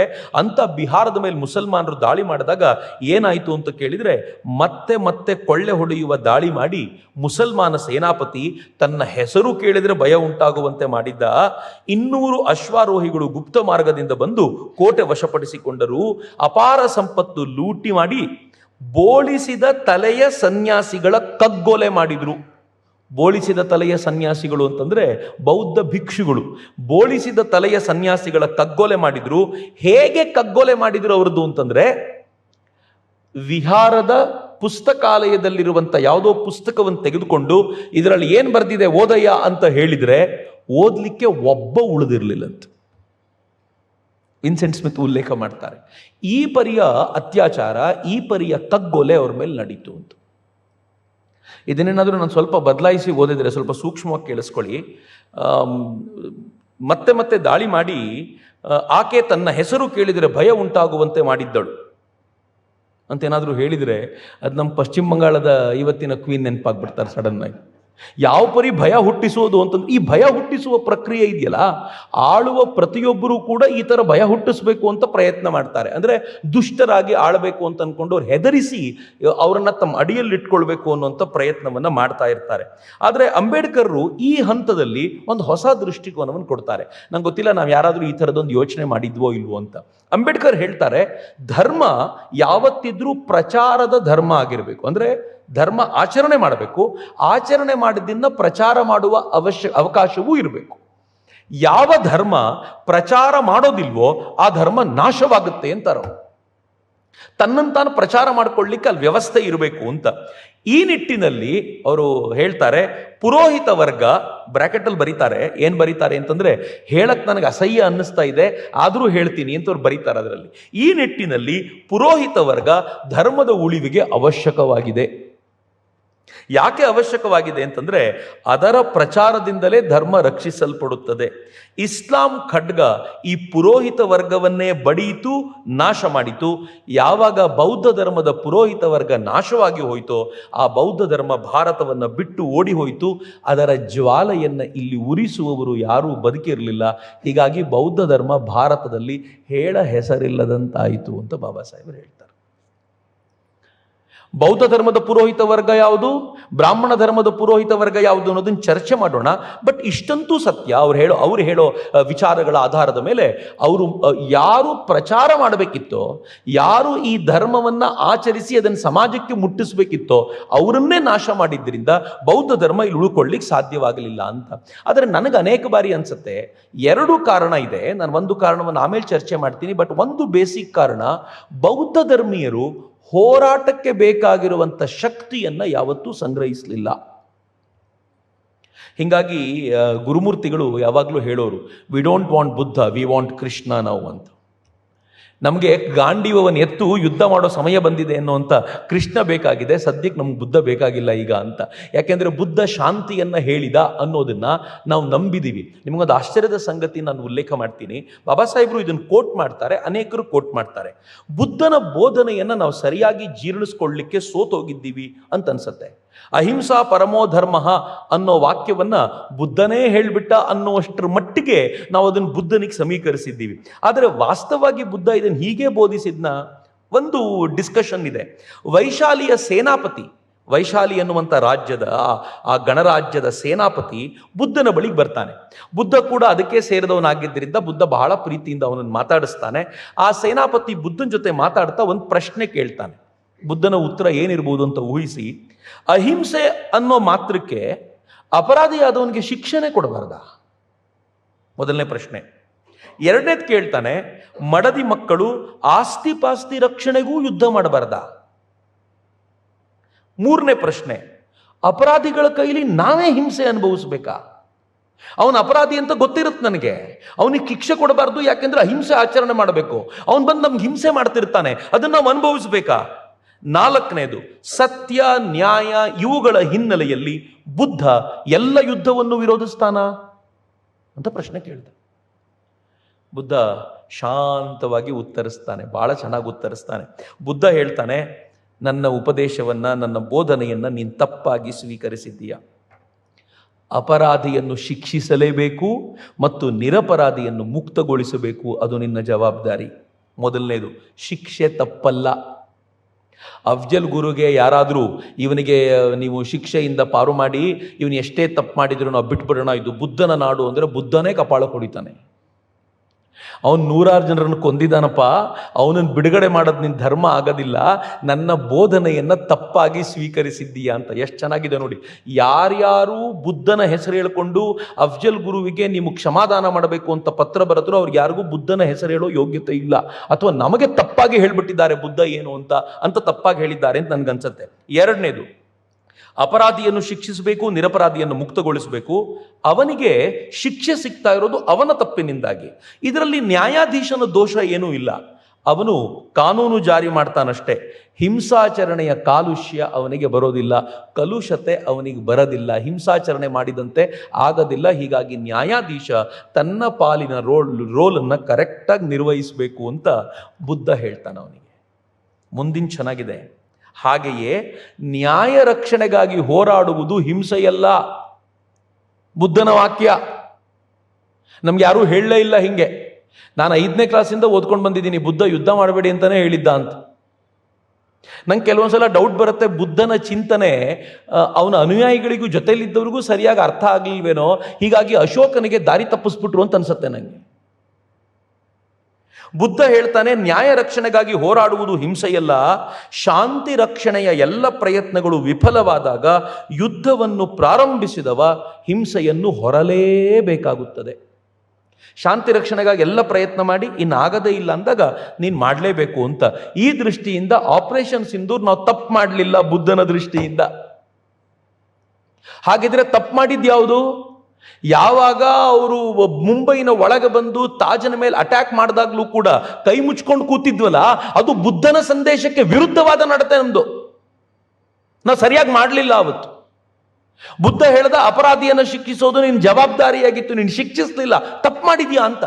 ಬುದ್ಧ ಮುಂದುವರೆದು ಹೇಳ್ತಾನೆ, ಅವನು ಹೊರೆಯನ್ನು ಹೊರಬೇಕಾಗತ್ತೆ ನಿಜ, ಅವನು ಯಾವ ಕಾರಣಕ್ಕೂ ದುಷ್ಟ ಶಕ್ತಿಗಳಿಗೆ ಶರಣಾಗತನಾಗಬಾರದು. ನಮ್ಗೆಲ್ರಿಗೂ ಇರೋ ಜವಾಬ್ದಾರಿ. ಬುದ್ಧನ ಅನುಯಾಯಿಗಳು ಅಂದರೆ ಅದರ ಅರ್ಥ ಹಿಂಗೆ, ದುಷ್ಟ ಶಕ್ತಿಗಳಿಗೆ ಶರಣಾಗತನಾಗಬಾರ್ದು. ಬಟ್ ಒಂದು ಕಿವಿ ಮಾತು ಹೇಳ್ತಾನೆ, ಯುದ್ಧ ಆಗ್ಬೋದು, ಸ್ವಾರ್ಥ ಸಾಧನೆಗಲ್ಲ ಅಷ್ಟೇ. ಟ್ರಂಪ್ಗೆ ಹೇಳ್ಬೋದು ಇದನ್ನ, ನಮಗಲ್ಲ. ಯಾರೂ ಬಂದು ಆಪರೇಷನ್ ಸಿಂಧೂರ್ ಬಗ್ಗೆ ಮಾತನಾಡುವಂಗಿಲ್ಲ. ಆದರೆ ಇರಾನ್ US ವಾರ್ ಬಗ್ಗೆ ಯಾರಾದರೂ ಮಾತನಾಡೋದಿದ್ರೆ ಬುದ್ಧನ ಚಿಂತನೆ ಹಿಂಗಿದೆ ಅಂತ ಅವ್ರಿಗೆ ಬುದ್ಧಿ ಹೇಳ್ಬೋದಷ್ಟೇ ಅಂತ ನನ್ಗನ್ಸತ್ತೆ. ಬಟ್ ಈ ಆಧಾರದ ಮೇಲೆ ನೋಡೋದಾದ್ರೆ ಅವತ್ತಿನ ಬೌದ್ಧ ಮತೀಯರು ತಮ್ಮನ್ನ ತಾವು ಕಾಪಾಡಿಕೊಳ್ಳುವ ಮಟ್ಟಕ್ಕೆ ಇರಲಿಲ್ಲ. ಎಲ್ಲಿಯವರೆಗೂ ಕಾಪಾಡುವ ರಾಜರಿದ್ರೋ ಅಲ್ಲಿವರೆಗೂ ಆರಾಮಾಗಿದ್ದುಬಿಟ್ಟಿದ್ರು. ಕಾಪಾಡುವ ರಾಜರು ಇಲ್ಲದೆ ಹೋದಾಗ ತಮ್ಮನ್ನು ತಾವು ಕಾಪಾಡಿಕೊಳ್ಳುವ ಸಾಮರ್ಥ್ಯ ಅವರಿಗೆ ಇರಲಿಲ್ಲ. ಎರಡನೇದು ನನಗನ್ಸೋದು, ತನ್ನ ಜೊತೆಗೆ ಬಂದವ್ರನ್ನೆಲ್ಲ ಭಿಕ್ಷುಗಳನ್ನಾಗಿ ಮಾಡ್ತಾ ಹೋದರೆ ಏನಾಗಬೇಕು? ನಾನು ಸುಮ್ಮನೆ ಹುಡುಕಾಡಿದೆ, ಭಿಕ್ಷುಗಳ ಡೈಲಿ ಊಟ ಹೆಂಗೆ ಮಾಡ್ತಿದ್ರು ಭಿಕ್ಷುಗಳು ಅಂತ. ಏನು ಕೆಲಸ ಮಾಡಿ ಊಟ ಮಾಡ್ತಿದ್ರು? ಒಬ್ಬ ಸನ್ಯಾಸಿ ಕೂಡ ಅವನು ಪೂರ್ತಿ ಕಾಡಿನಲ್ಲಿರ್ತಾನೆ, ನಾಡಿಗೆ ಬರದೇ ಇಲ್ಲ ಸನ್ಯಾಸಿ ಆದವನು. ಒಬ್ಬ ಮಠಾಧೀಶನಾದರೆ ಅವನೊಂದು ಕಾಲೇಜ್ ನಡೆಸ್ತಾನೆ, ಸ್ಕೂಲ್ ನಡೆಸ್ತಾನೆ, ಬಂದವರಿಗೆ ಮಾರ್ಗದರ್ಶನ ಮಾಡ್ತಾನೆ. ತುಂಬ ಮಾಮೂಲಿ ಸಂಸಾರಿಗಿಂತ ಹೆಚ್ಚು ದೊಡ್ಡ ಸಂಸಾರ ಮಠಾಧೀಶರದ್ದು. ನಾನು ಹತ್ತಿರದಿಂದ ನೋಡಿದ್ದೀನಿ ಅವ್ರನ್ನ. ನಮ್ದು ನಿಮ್ದು ಜವಾಬ್ದಾರಿಗೆ ಅಲ್ಲ, ಅವ್ರ ಜವಾಬ್ದಾರಿ ನಮಗಿಂತ 10 ಪಟ್ಟು ಜಾಸ್ತಿ. ಈ ಥರ ಎಲ್ಲ ಇದ್ದಾಗ ಅದರಲ್ಲೂ ಎಲ್ರಿಗೂ ಸನ್ಯಾಸಿಯಾಗು ಅಂತ ನನ್ನ ಧರ್ಮದಲ್ಲಿ ಹೇಳೋದಿಲ್ಲ. ಆದರೆ ಬುದ್ಧನದು ಹೇಗಿತ್ತು ಅಂತಂದ್ರೆ, ಯಾರು ಬಂದು ಕೇಳಿದ್ರು ಸನ್ಯಾಸಿಯಾಗುವಂತ. ಒಂದು ಒಳ್ಳೆ ಘಟನೆ ಇದೆ, ಬಹುಶಃ ಕಳೆದ ಬಾರಿ ಹೇಳಿದ್ದೆ ಅನ್ಸುತ್ತೆ ನಾನು. ಬುದ್ಧನ ಮಗ ಬಂದು ನಿಂತ್ಕೊಳ್ತಾನೆ ಬುದ್ಧನ ಎದುರಿಗೆ. ನನಗೆ ಏನು ಆಸ್ತಿ ಕೊಡ್ತೀಯಾ ಅಂತ ಕೇಳಿದಾಗ ಬುದ್ಧ ಪಕ್ಕದಲ್ಲಿ ಇದ್ದವ್ರ ಹತ್ರ ನಕ್ಬಿಟ್ಟು ಹೇಳ್ತಾನೆ, ನೋಡು ಏನು ಆಸ್ತಿ ಅಂತ ಕೇಳ್ತಿದ್ದಾನೆ, ನನ್ನ ಹತ್ರ ಇರೋದು ಇದೊಂದೇ ಆಸ್ತಿ, ಬಾ ನೀನು ಭಿಕ್ಷು ಆಗು ಅಂತ ದೀಕ್ಷೆ ಕೊಟ್ಬಿಡ್ತಾನೆ ಅವನಿಗೆ. ಎಲ್ಲರನ್ನೂ ದೀಕ್ಷೆ ಕೊಟ್ಟು ಹೀಗೆ ಮಾಡೋದು ಏನು ಕೆಲಸ ಅಂತಂದ್ರೆ ಇನ್ನೇನೂ ಇಲ್ಲ. ಅವರು ತಮ್ಮ ಸ್ಪಿರಿಚುವಲ್ ಸಾಧನೆ ಮಾಡ್ತಾ ಇರಬೇಕು ಮತ್ತು ಭಿಕ್ಷೆ ಬೇಡಿಕೊಂಡು ಊಟ ಮಾಡಬೇಕು. ಹೀಗಾಗಿ ಭಿಕ್ಷುಕರು ಅಂತಲೂ ಅನೇಕ ಬಾರಿ ಕರೀತಾರೆ. ಭಿಕ್ಷೆ ಬೇಡುವಾಗಲೂ ಹೇಗೆ ಏನೂ ಮಾತಾಡುವಂತಿಲ್ಲ, ಎಲ್ಲೋ ಹಂಗೆ ಹೋಗಿ ನಿಂತ್ಕೋಬೇಕು, ಅಲ್ಲಿ ಅವರು ಕರುಣೆಯಿಂದ ಏನು ಹಾಕ್ತಾರೋ ಅದನ್ನು ತಗೊಂಡು ಬಂದು ತಿನ್ಬೇಕು ಅಂತ. ಆಯ್ತಪ್ಪ, ಇಡೀ ಊರಿನಲ್ಲಿ ಈ ಥರ ಭಿಕ್ಷುಗಳು 10-20 ಇದ್ರೆ ಸರಿ, ಸಾವಿರ ಸಂಖ್ಯೆಯಲ್ಲಿ ಭಿಕ್ಷುಗಳಿದ್ರೆ ಹೇಗೆ ಒಂದು ಸಮಾಜ ರನ್ ಆಗೋದು ಹೇಗೆ? ಆನಂತರ ಎಲ್ಲರಿಗೂ ಸ್ಪಿರಿಚುವಲ್ ಭಾವನೆ ಬುದ್ಧನಿಗಿದ್ದಷ್ಟೇ ಇರ್ಲಿಕ್ಕೆ ಸಾಧ್ಯವಾ? ಮೇಲ್ನೋಟಕ್ಕೆ ಸ್ಪಿರಿಚುವಲ್ ಅಂತ ಅನಿಸೋರ ಒಳಗಿನ ಮನಸ್ಸು ಹೆಂಗಿರುತ್ತೆ ಅನ್ನೋದು ನಮ್ಗೆ ಅಂದಾಜಿಲ್ವಾ? ಹಾಗಿರುವಾಗ ಎಲ್ಲರನ್ನೂ ಸಾರಾಸಗಟಾಗಿ ಹೇಗೆ ಸ್ವೀಕರಿಸಬಹುದಾಗಿತ್ತು? ಆಯ್ತು, ಬುದ್ಧ ಇರುವವರೆಗೂ ಮಾರ್ಗದರ್ಶನ ಮಾಡಲಿಕ್ಕಾದರೂ ಒಬ್ಬರಿದ್ರು. ಬುದ್ಧ ಹೋದ ನಂತರ ಇಡೀ ಸಂಘ ವಿಹಾರಗಳು ಹಿಂಗೆ ಇರ್ಬೋದಾ? ಅದರೊಳಗೆ ಸೇರ್ಕೊಳ್ಬಹುದಾಗಿರುವಂಥ ಕಾಲುಷ್ಯ ಎಂಥದ್ದಿರ್ಬೋದು, ಕಲುಷತೆ ಎಂಥದ್ದಿರ್ಬೋದು, ಎಷ್ಟು ಆಳಕ್ಕೆ ಹೋಗಿದ್ದಿರ್ಬೋದು, ಈ ಪ್ರಶ್ನೆಗಳನ್ನು ನಾವು ವಿಶ್ಲೇಷಿಸಬೇಕಾದಂಥ ಅಗತ್ಯ ಬರುತ್ತೆ. ಈ ಎಲ್ಲ ಕಾರಣಕ್ಕೆ ಅವರೆಲ್ಲರೂ ಹೋರಾಟದ ಮನೋಭಾವವನ್ನೇ ಕಳ್ಕೊಂಡ್ರು ಅಂತ. ಇಷ್ಟೇ ಅಲ್ಲದೆ ನಮ್ಮ ವರ್ಣ ವ್ಯವಸ್ಥೆಯಲ್ಲಿ ನನಗನ್ಸೋದು ಶಿಥಿಲತೆ ಬಂದದ್ದು ಬುದ್ಧನ ಆಗಮನದ ನಂತರ. ನಮ್ಮಲ್ಲಿ ಹೇಗಿತ್ತು ಅಂತಂದ್ರೆ ಎಲ್ರಿಗೂ ಸಮಾನವಾಗಿರುವಂಥ ವ್ಯವಸ್ಥೆ ಇತ್ತು ಆವತ್ತಿನಿಂದಲೂ ಕೂಡ. ಯಾರು ಬೇಕಿದ್ರೂ ಸ್ಪಿರಿಚುವಲಿ ಹೈ ಆಗ್ಬೋದಿತ್ತು, ಯಾರು ಬೇಕಿದ್ರೂ ಸಹಜವಾಗಿ ಬದುಕ್ಬೋದಿತ್ತು, ಸಂಸಾರಿಗಳಾಗ್ಬೋದಿತ್ತು, ಸನ್ಯಾಸಿ ಆಗೋದಕ್ಕೊಂದು ನಿಯಮ, ಇವೆಲ್ಲವನ್ನು ಹಾಕೊಂಡು ತಮ್ಮ ಪಾಡಿಗೆ ತಾವಿದ್ವಿ. ಆದರೆ ಈಗೇನಾಯ್ತು, ಭಿಕ್ಷುಗಳು ಇದ್ದಕ್ಕಿದ್ದಂತೆ ಗ್ರೇಟ್ ಅನಿಸ್ಲಿಕ್ಕೆ ಶುರುವಾಯಿತು. ಬುದ್ಧನೊಂದಿಗಿರುವಂಥ ಭಿಕ್ಷುಗಳು ಅಂದರೆ ಏನು ಅಪಾರವಾದ ಗೌರವ ಅವರಿಗೆ. ಒಂದು ಕಡೆಯಲ್ಲಿ ಹೇಳ್ತಾರೆ, ಅಶೋಕ ತಾನು ಸಂಘವನ್ನು ನಿರ್ಮಾಣ ಮಾಡುವಾಗ, ಅಶೋಕ ಒಂದು ಸಭೆಯನ್ನು ಮಾಡುವಾಗ, ಅವನು ಆ ಸಭೆಯಲ್ಲಿ 16,000 ಜನ ಫೇಕ್ ಭಿಕ್ಷುಗಳನ್ನು ಓಡಿಸಿದ್ದ ಅಂತ. ನಾನು ಇದನ್ನು ಓದುವಾಗ ಗಾಬರಿ ಆಯಿತು ನನಗೆ. 16,000 ಜನ ಫೇಕ್ ಭಿಕ್ಷುಗಳು ಯಾಕೆ ಇರ್ತಾರೆ ಅಂತಂದರೆ ಅವರಿಗೆ ಫ್ರೀ ಬೀಸ್ ಅಡ್ಜಸ್ಟ್ ಆಗಿಬಿಟ್ರತ್ತೆ. ನಾನು ಎಲ್ಲ ಕಥೆ ಇವತ್ತಿಂದ ಹೇಳ್ತಿಲ್ಲ, ಅವತ್ತಿಂದೇ ಹೇಳ್ತಿರೋದು, ಎಲ್ಲ ಕನೆಕ್ಟ್ ಆಗುತ್ತೆ ಅಂತ. ಫ್ರೀ ಬೀಸ್ಗಳಿಗೆ ಯಾವಾಗ ಅಡ್ಜಸ್ಟ್ ಆಗಿಬಿಡ್ತಾರೋ ಫೇಕ್ ಸೃಷ್ಟಿ ಆಗ್ತಾರೆ. ಬುದ್ಧಿಸ್ಟ್ಗಳಿದನ್ನು ಹೆಮ್ಮೆಯಿಂದ ಹೇಳ್ಕೊಳ್ತಾರೆ, ತುಂಬ ಜನ ಫೇಕ್ಗಳಿದ್ರು, ಒಳಗಡೆ ವೈದಿಕ ಮತವನ್ನೇ ಅನುಸರಿಸ್ತಾ ಇದ್ರು, ಅದರ ಹೊರಗಡೆ ಭಿಕ್ಕುಗಳಾಗಿ ಕೂತ್ಕೊಳ್ತಿದ್ರು, ಅವರನ್ನ ಅಶೋಕ ಓಡಿಸಿದ ಅಂತ. ಯಾಕೆ ಅವ್ರು ಹಿಂಗಿರ್ತಿದ್ರು ಅಂತಂದ್ರೆ, ಫೇಕ್ಗಳಾಗಿ ಒಳಗಿರ್ತಿದ್ರು ಅಂತಂದ್ರೆ, ಬೇಕಾದ್ದೆಲ್ಲ ವ್ಯವಸ್ಥೆ ಸಹಜವಾಗಿ ಸಿಕ್ತಿತ್ತು, ಉಳ್ಕೊಳಕ್ಕಾಗ್ತಿತ್ತು, ಬಟ್ಟೆ ಸಿಗ್ತಾ ಇತ್ತು, ಕೊನೆಗೆ ಊಟ ತಿಂಡಿ ವ್ಯವಸ್ಥೆ ಆಗ್ತಿತ್ತು. ಮತ್ತೆ ಏನು ಮಾಡಬೇಕು? ಆ ಶಿಥಿಲತೆ ಇತ್ತಲ್ಲ, ಅದು ನನ್ನ ಧರ್ಮದೊಳಗೆ ಕಾಲಕ್ರಮದಲ್ಲಿ ಸೇರ್ಕೊಳ್ತು ಅಂತ ನನ್ಗನ್ಸುತ್ತೆ. ಇನ್ನು ಎರಡನೇದು, ಅಸ್ಪೃಶ್ಯತೆಯೂ ಕೂಡ ಕೆಲವರು ಈ ವಾದವನ್ನು ಮಂಡಿಸ್ತಾರೆ. ಅಸ್ಪೃಶ್ಯತೆಯೂ ಕೂಡ ಆನಂತರ ಬಂತು ಅಂತ. ಯಾಕೆ ಅಂತಂದ್ರೆ, ಅಲ್ಲಿವರೆಗೂ ಹಿಂದೂ ಧರ್ಮದಲ್ಲಿ, ಯಾರೋ ಆಶ್ಚರ್ಯಚಕಿತರಾಗಬೇಡಿ, ಅನೇಕರ ಚರ್ಚೆಯನ್ನು ನಾನು ಹೇಳೋದು, ಹಿಂದೂ ಧರ್ಮದಲ್ಲಿ ಮಾಂಸಾಹಾರ ನಿಷಿದ್ಧವಾಗಿರಲಿಲ್ಲ. ಹಿಂದೂ ಧರ್ಮದ ವೈಶಾಲ್ಯ ಹೇಗಿತ್ತು ಅಂತಂದ್ರೆ, ಎಲ್ಲೋ ಈಶಾನ್ಯ ರಾಜ್ಯಗಳಲ್ಲಿ ಮರಗಳನ್ನು ಪೂಜಿಸುವಂಥ ವ್ಯಕ್ತಿಯೂ ಹಿಂದೂ, ಇನ್ಯಾರೋ ಪ್ರಾಣಿಗಳನ್ನು ಪೂಜಿಸುವವನು ಹಿಂದೂ, ರಾಮಕೃಷ್ಣರನ್ನು ಪೂಜಿಸುವವನು ಹಿಂದೂ, ಶಿವನನ್ನು ಪೂಜಿಸುವವನು ಹಿಂದೂ, ಪರಬ್ರಹ್ಮನ ಆರಾಧನೆಯವನು ಕೂಡ ಹಿಂದೂ, ಎಲ್ಲರೂ ಹಿಂದೂ. ಹೀಗಾಗಿ ಯಾರ್ಯಾರು ಏನೇನು ಮಾಡ್ತಾರೋ ಯಾವುದ್ರ ಜೊತೆಗೂ ವಿರೋಧ ಇಲ್ಲದೆ ಎಲ್ಲವನ್ನೂ ಸಮದೂಗಿಸಿಕೊಂಡು ಹೋಗಿರೋದ್ರಿಂದ ನಮ್ಮಲ್ಲಿ ಮಾಂಸಾಹಾರಕ್ಕೆ ನಿಷಿದ್ಧವಾಗಿರಲಿಲ್ಲ. ಆದರೆ ಯಾವಾಗ ಬೌದ್ಧ ಧರ್ಮದ ಪ್ರಭಾವ ನಮ್ಮ ಮೇಲಾಯ್ತೋ ಅದು ನಿಷಿದ್ಧ ಅಂತ ಶುರುವಾಯ್ತಲ್ಲ, ಕೆಲವರು ಇದನ್ನು ತಿನ್ನಲೇಬಾರ್ದು, ಇದು ವರ್ಜ್ಯ ಅಂತ ಯಾವಾಗ ಮಾಡ್ಕೊಳ್ಳಿಕ್ಕೆ ಶುರು ಮಾಡಿದಿರೋ, ಯಾರು ತಿಂತಾರೋ ಅವರನ್ನು ದೂರ ಇಡ್ಲಿಕ್ಕೆ ಶುರು ಮಾಡೋದಿದೆಯಲ್ಲ, ಈ ಪ್ರಕ್ರಿಯೆ ಆರಂಭವಾಯ್ತಾ ಅನ್ನೋದನ್ನ ಅನೇಕರು ವಾದ ಮಂಡಿಸ್ತಾರೆ. ಇದನ್ನು ಕೂಡ ನಾವು ಚರ್ಚೆಗೆ ತಗೋಬಹುದು, ವೈಚಾರಿಕವಾಗಿ ಇದನ್ನು ಆಲೋಚನೆ ಮಾಡ್ಬೋದು ಅಂತ ನನ್ಗನ್ಸುತ್ತೆ. ಬಾಬಾ ಸಾಹೇಬರು ಈ ಎರಡನೇ ಪ್ರಶ್ನೆ ಕೇಳ್ಕೊಳ್ತಾರೆ. ಅವ್ರು ಕೇಳ್ಕೊಳ್ತಾರೆ, ಈಗ ಉತ್ತರ ಕೊಡಿ, ಬ್ರಾಹ್ಮಣ ಧರ್ಮ ಹೆಂಗೆ ನಾಶವಾಗಲಿಲ್ಲ ಅಂತ. ಹೆಂಗೆ ಬ್ರಾಹ್ಮಣ ಧರ್ಮ ನಾಶ ಆಗಲಿಲ್ಲ ಅಂತಂದರೆ, ಬಾಬಾ ಸಾಹೇಬರು ಹೇಳ್ತಾರೆ, ಪುರೋಹಿತರ ಸಂಘಟನೆ ಜೋರಾಗಿತ್ತು ಇಲ್ಲಿ ಅಂತ. ಭಾಳ ಚೆನ್ನಾಗಿದೆ. ನಾನು ಈ ಆ್ಯಂಗಲ್ನಲ್ಲಿ ಯಾವತ್ತೂ ಯೋಚನೆ ಮಾಡಿರಲಿಲ್ಲ. ಬಾಬಾ ಸಾಹೇಬರು ಈ ಯೋಚನೆಗೆ ನಮ್ಮನ್ನು ಪ್ರೇರೇಪಣೆ ಕೊಡ್ತಾರೆ. ಅವ್ರು ಹೇಳ್ತಾರೆ, ಇಲ್ಲಿ ಪುರೋಹಿತರ ಸಂಘಟನೆ ಬಹಳ ಜೋರಾಗಿತ್ತು. ನಾನು ಅವ್ರನ್ನ ಕೋಟ್ ಮಾಡ್ತೀನಿ, ಆಮೇಲೆ ಅದ್ರ ಬಗ್ಗೆ ಚರ್ಚೆ ಮಾಡ್ಬೋದು. ಅವರು ರಾಮಕೃಷ್ಣ ಭಂಡಾರ್ಕರ್ ಅವರ ಇಂಡಿಯನ್ ಆಂಟಿಕ್ವರಿಯಿಂದ ಕೋಟ್ ಮಾಡ್ತಾ ಹೇಳ್ತಾರೆ, ಪ್ರತಿ ಬ್ರಾಹ್ಮಣ ಕುಟುಂಬವು ಒಂದು ವಿಶಿಷ್ಟ ವೇದ ಶಾಖೆಯ ಅಧ್ಯಯನ ಮತ್ತು ಆ ವೇದಕ್ಕೆ ಸಂಬಂಧಿಸಿದ ಸೂತ್ರ ರೀತಿಯ ಗೃಹಕರ್ಮ ಮತ್ತು ಕುಲಾಚಾರ ಆಚರಿಸುತ್ತಾರೆ. ನೀವು ಬ್ರಾಹ್ಮಣರು ಪ್ರವರ ಹೇಳ್ಕೊಂಡು ನಮಸ್ಕಾರ ಮಾಡುವಾಗ ನೋಡಬೇಕು, ನಾನು ಯಾವ ಶಾಖೆಯನ್ನು ಅಧ್ಯಯನ ಮಾಡ್ತಾ ಇದ್ದೀನಿ, ಯಾವ ವೇದ ಯಾವ ಶಾಖೆಯನ್ನು ಅಧ್ಯಯನ ಮಾಡ್ತಿದ್ದೀನಿ, ಯಾವ ಸೂತ್ರವನ್ನು ನಾನು ಪಾಲಿಸ್ತೀನಿ ಅನ್ನೋದನ್ನು ಅವ್ರು ಹೇಳ್ಕೊಳ್ತಾರೆ. ಋಕ್ ಶಾಖಾಧ್ಯಾಯಿ, ಅಶ್ವಲಾಯನ ಸೂತ್ರದವನು ನಾನು ಅಂತ ಹೇಳ್ತಾರೆ. ದಕ್ಷಿಣದಲ್ಲಿ ಸಾಧಾರಣವಾಗಿ ಈ ಥರದವರಿದ್ದಾರೆ. ಇನ್ನು ಉತ್ತರ ಭಾರತಕ್ಕೆ ಹೋದರೆ ನಮಗೆ ಅಲ್ಲಿ ವಿಶೇಷವಾಗಿ ಶುಕ್ಲ ಯಜುರ್ವೇದದ ಮಾಧ್ಯಂದಿನ ಶಾಖೆಯವರು ಭಾಳ ಜನ ಇದ್ದಾರೆ. ಇದನ್ನ ಅವರೇ ಹೇಳ್ತಾರೆ, ಎಲ್ಲ ಕಡೆಯಿಂದ ಬಂದಂಥ ಬ್ರಾಹ್ಮಣರು ವಾರಣಾಸಿಯಲ್ಲಿ ಉಳ್ಕೊಂಡು ಆ ಶುಕ್ಲ ಯಜುರ್ವೇದದ ಮಾಧ್ಯಂದಿನ ಶಾಖೆಯನ್ನು ಅಲ್ಲಿ ಉಳಿಸಿದ್ದಾರೆ. ತೆಲಂಗಾಣದಲ್ಲಿ ಅನೇಕ ಬ್ರಾಹ್ಮಣರು ತಮ್ಮ ಜೀವನವನ್ನೇ ಇದಕ್ಕೋಸ್ಕರ ಕೊಟ್ಟು ತಮ್ಮ ಒಂದು ಸೂತ್ರವನ್ನು ಉಳಿಸೋದು ನಮ್ಮ ಜೀವನ ಅಂತ ಭಾವಿಸಿಕೊಂಡಿರೋದ್ರಿಂದ ಎಲ್ಲ ಆಕ್ರಮಣಗಳ ನಡುವೆ, ಎಲ್ಲ ಅಪಸವ್ಯಗಳ ನಡುವೆ ತಾವು ತಮ್ಮ ಬದುಕನ್ನು ಇದಕ್ಕೋಸ್ಕರ ಕೊಟ್ಟಿರೋದ್ರಿಂದ ಎಲ್ಲವನ್ನು ಬಿಟ್ಟು ಯಾವುದೋ ಕಾಡಿನಲ್ಲಿದ್ದು ಪ್ರತಿನಿತ್ಯ ಇದನ್ನ ಪಠನ ಮಾಡಿ ಮಾಡಿ ಮಾಡಿ ಮಾಡಿ ಉಳಿಸುವ ಸಾಮರ್ಥ್ಯ ಹೊಂದಿದ್ದಾನೆ ಅಂತ.